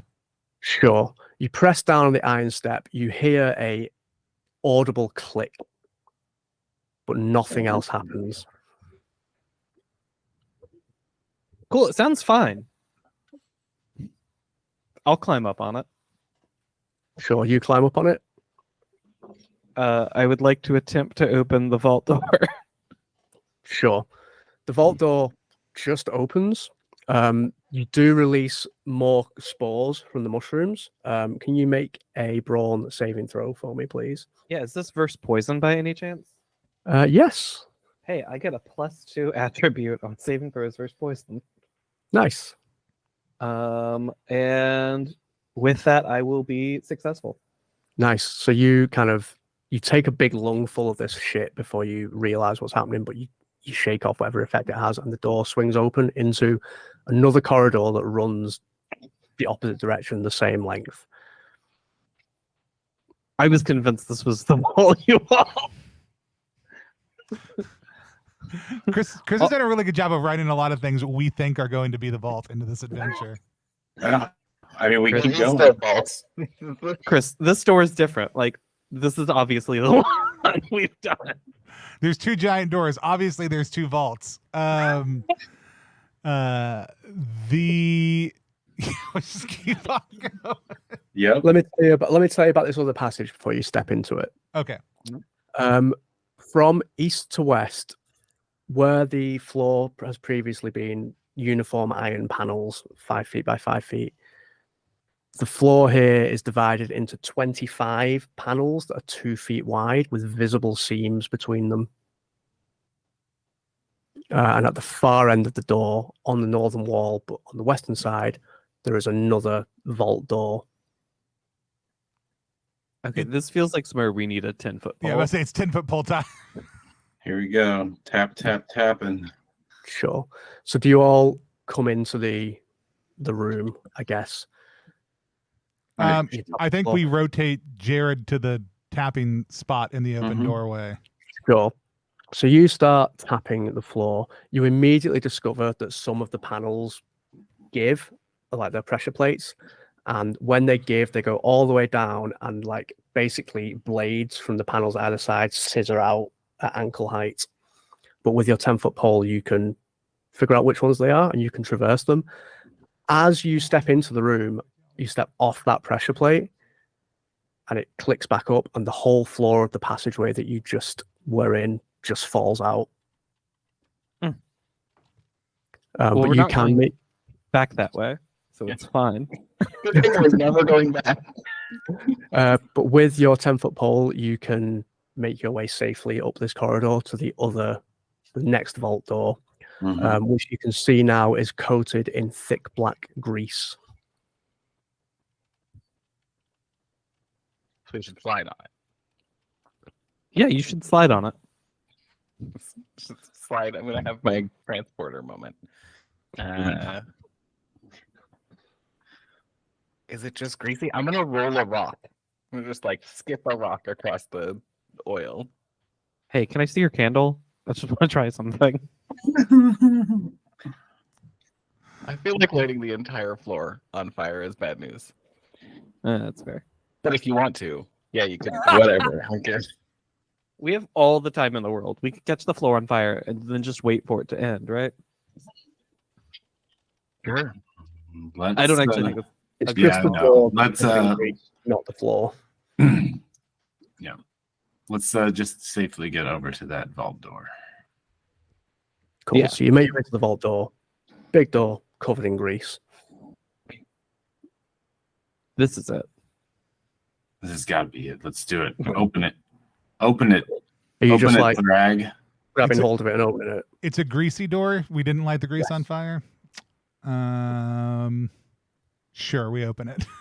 Cool. So you put your hands on it. You immediately take 1 point of damage as it starts to burn your flesh, but you manage to pull it open Excellent. and push the door. As you push the door open, you realize that your hands are stuck. Hi. It's been real.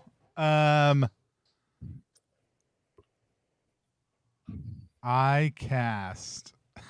Do you want me to look in this book? Yeah, you got anything? You got anything in that book? How You does- do. Anybody got any weird Discovering- liquids? have- I pour the weird liquid from the thing we found earlier on No, his hand. you don't have to. Yeah, no, absolutely. Okay. You pour the weird liquid onto his hands and you feel it like dissolving the adhesive, and you manage to pull your hands free. I didn't you- drink that. What a kind GM. Yeah, it is good you didn't drink that. You find yourself in a third passage that runs back the other way. The north wall is studded with barbed spikes and it hums softly. You feel everything metal that you're carrying pull towards it gently. Oh no. Haha, suckers. And there are metal things at the base of it, but you can see at the far end of the passageway, there is another vault door that is open, and it looks like there was probably some sort of trap here that like pulled people onto the spikes when the door was open, but it's so old and so decrepit that like whatever battery was powering it has just sort of run down. So it's I not have a- like pulling us, like we No, can it's resist it and walk gently down digging on there. your stuff, but you can just walk down there. Let's Okay, do it. cool. I was like, I have a giant metal plate grafted to my bones. And I was worried for a minute. Cool. Yeah, we just walk forward then. You come to the door. You can see that there's like this whole like contraption of like metal ball bearings and a maze carved into the door and like a little timer and shit that like presumably would do some fucked up shit as you try to open the door, but it's just open. There's a slab of like brick propping the door open, and you can pull it open, which opens into this like huge, vast space. There's a little narrow platform immediately on the other side of the door that hangs over like an abyss that is deeper than your light can reach. There's a spiraling iron staircase on the eastern edge of the platform that's broken off a few steps down, and you can just make out the wreckage of the stairs like below in like a glimmer of light and water. The air is hot and humid and thick, and it stinks of like ozone and electricity. And in the middle of the room, wrapped in 3 nested cages of thick iron, there is this monolithic block of misshapen black metal that's like 80 feet high and like 30 feet wide, and it hums with this ancient, like violent energy. You start to feel like nauseous in your stomach immediately, and you know without having to ask that you've found the vault at the heart of the maze. And we will end it there. Not knowing what you do or how you get back out or what anything is. Or if we ever do, maybe when you go down in the maze, you'll find us all wandering around down there, still going, I think this is it. We're NPCs now. Yeah. You're sad little dudes in the maze now for other players to find. I love it. Let's do our reaction roll. Reaction roll is a live stream inside of a live stream. It's our chance to sit down with the creator of a game we just played and talked about what it was like to play that game. We just finished playing The Moss Mother's Maids, an adventure by Chris Bissette, who lovingly ran it for us. And it is designed for Dungeon Game, also by Chris Bissette. Chris, you want to tell people a little bit about this adventure and how it came to be? Yeah, it's an adventure for a dungeon game about a dragon in a maze. I needed an adventure to support my system, and I was planning to write this I wanted to write a dungeon that had one central monster that pursues characters through it, and I've wanted to do that for a while, and I figured why not do it now. And also, like, players mapping the dungeon is a really important part of old school games for me, so I wanted to write a dungeon that rewarded mapping and forced you to map, and this is what came out of it. Awesome. I love it. I had a blast playing, but I'll tell you a little bit more about my thoughts in just a moment. Let's kick it over to Keegan, who hates this part of the show whenever I kick it over to them first. Not saying nice things about games, but just that I always kick it to them first a lot of the time. Keegan, you got tell people who you are, what you do, and what it was like to play Moss Mother's Maze. Yeah, hi, I'm Keegan. This was fun. I had a blast doing this. I'm glad we found the vault. I'm desperate to know what's inside of it. Do you want me to tell you what it is? Yes, but also if people are watching the stream, they might not want to know. Let's frustratingly do this. I'm going to mute Chris's audio so that all of us know what it is. Oh, and nobody listening will. It's the best type of audio. All right, Chris, you're muted. Everybody can hear me, but nobody can hear y'all. I'm putting my mic here so no one can read my lips as well. It's the heart of a dead star, and it's very, very valuable. You can slice bits off it because it's very soft metal and sell it to an alchemist, but it's also highly radioactive. Okay. I love it. It's like a campaign starter because you cut all this metal off and you take it out into the world and sell it, and then people start getting sick and you have to unfuck what you fuck.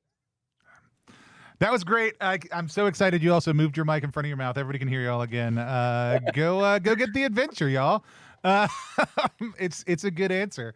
And a great a great initial campaign hook to do a lot of different things with, knowing what we know now, and you can only find out if you go get the game. Keegan, do you have any questions besides that you wanted to ask Chris? No, I was going to ask what a thing was, and now I know the answer to There it. we go. Jarrett, let's pop up to you. Tell us who you are, what you do, and if you have any questions about Moss Mother's Maze, toss those out. I'm Jarrett, and I make games and stuff like that. But my question was, when you drew this, when you started with the concept of the maze, did you draw the maze first and then fill the rooms in? Yeah. Yes. Yeah. Awesome. I actually used an online maze generator because fuck designing mazes. But then maze generators are all just passages. So what I did was I looked for shapes in the passages that could be rooms and knocked the walls out to make them rooms. And then because a maze only has one true solution, I then also knocked holes in the walls to give it multiple solutions. A, because that makes it less of a pain in the ass for players. You can actually solve the maze. And B, because then you get loops and choke points, and that's what's fun about dungeon games. Yeah. I love it. Yeah, I mean, it is one of those things specifically that, like, and the nice thing about a maze is there is always the option to just go forward, even if you don't know where you are, but you can get really screwed that way also, too, if you just keep doing it. Love it. Jared, any other questions, or is that it? No, it was great. Awesome. If you're watching and have any questions, just like Ace Trometer just dropped into the chat, go ahead and feel free to toss those in. Ace wants to know, what was the maze generator? They might want to use something similar themselves in the future. I will find it in my search history for you in a minute. Let's go to Max. Max, why don't you tell people who you are, what you do, what's your favorite thing about Thunderstorms, and what it was like to play Moss Mother's Maze? Yeah, I'm Max. I make games, most notably probably Himbo's Myth and Metal, which is not a dungeon game, but I should make it a dungeon. I should dungeon crawl with boneheads because that'd be fun. I just retweeted a picture of how many lightning strikes, I'm also putting it in our chat, happened in the last 15 minutes. So in Halifax, and that is why my power cut. And it's like there are hundreds of them. It's wild. Yeah, my question is: anybody happy? Is there anybody happy in here in this maze? In real life? Yeah, you are, because you all just found the maze. I love a sad dungeon, but I was like, oh, is there a secret? Is there an NPC somewhere in there that is just like the weird, joyous little freak? The gargoyles are very happy. That's fair. Yes, I guess they would be the joyous little. I rely on reaction rolls a lot when I run dungeons, and if I'd rolled friendly for anyone, then they would have been a little happier. But I didn't. I rolled uninterested quite regularly. I kept rolling sad. I mean, and you know, Mom seems to be happy. She's getting to chase down adventurers. Oh yeah, she's having the time of her life. Enrichment time in her enclosure. Yeah. Is there an option for her to adopt us? This is this is for sure, if we continued playing, this would be my end goal. Yeah, that's the Moss Mummy's Maze rather than the Moss Mother's Maze. Yeah. That's the game I'm playing. That's the Himbos version. That's the Himbos, yeah. Awesome. If anybody else has questions, feel free to toss them out as we go. I had an absolute blast. My question is, actually I have a couple of them.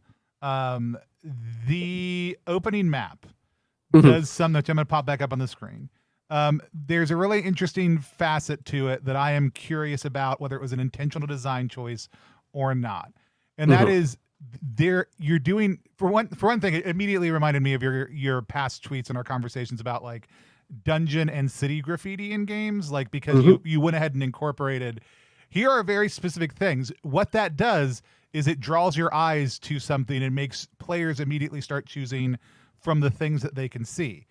But the door where you can actually immediately get an explanation if you go through it, or the passageway that will lead you to the quickest explanation, is essentially just a blank hole in the wall and easily gets hidden because of that, right? Like the Eastern Passage that takes us to Sad Night, I didn't even notice. I 100% did not notice it until like we went back to the room a second time and you said something. Was that an intentional choice? I am just curious. Yes. I love it. Like, It's sort of an intentional choice and sort of not. Like that map came out of the routes that the group that I first ran this for took. Right. And it also was deliberately like exactly the wrong direction to go to get to the vault. But then I realized that I could put a little exit off that leads you in the right direction, but into unknown territory. And I thought that would be really fun. Yeah. I love that you'll get a lot of information right away if you go this direction, but it is the least likely way for anyone to pick to go right away because you don't know anything about it. Yeah, assuming that he's not hostile when you get there. That's true. Yeah, and like I said, the changes that can cause, and even in that, like I was constantly looking for things that I was like, what would keep these doors open and not just get crushed by them? And when I saw those floor plates, I was like, that's such a great tool to be in here that we've been running around, and I would love to. I mean, I'm sure they're heavy as all crap, and you've got to lug them around, but I mean, just a really cool thing. I am always, like I said, super thrilled to sit down and play one of your adventures. I do think, and I don't say this about anybody else, like I do think your dungeons are some of the most singular things I consistently see come out in RPGs right now, period. Hands down. Your voice, your writing style, the entire design of them, I think is tremendous. Like I said, I'm super excited to see you designing for your own rules light system, even though it is like a lot of other rules light systems.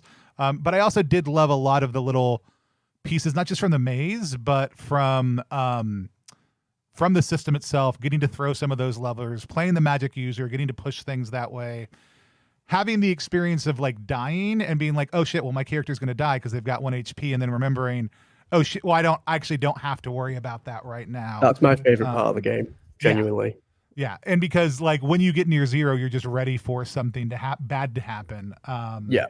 But it's a really good mix between punishing and forgiving that lets you have enough space for your characters to actually grow without eliminating risk. So you get to make sort really of like decisions. a distillation of, because in DCC you have 4 characters obviously, and DCC has one of my favorite phrases in RPGs, which is wealth by attrition. So your friends die and you pick up their stuff and get richer as a result of it. And like your character forms as a result of the shit things that happen to other characters. And this was my way of like condensing that down into 1 character rather than controlling 4. I think it works pretty well. Yeah. Of course I do, because I wrote the damn thing. Yeah.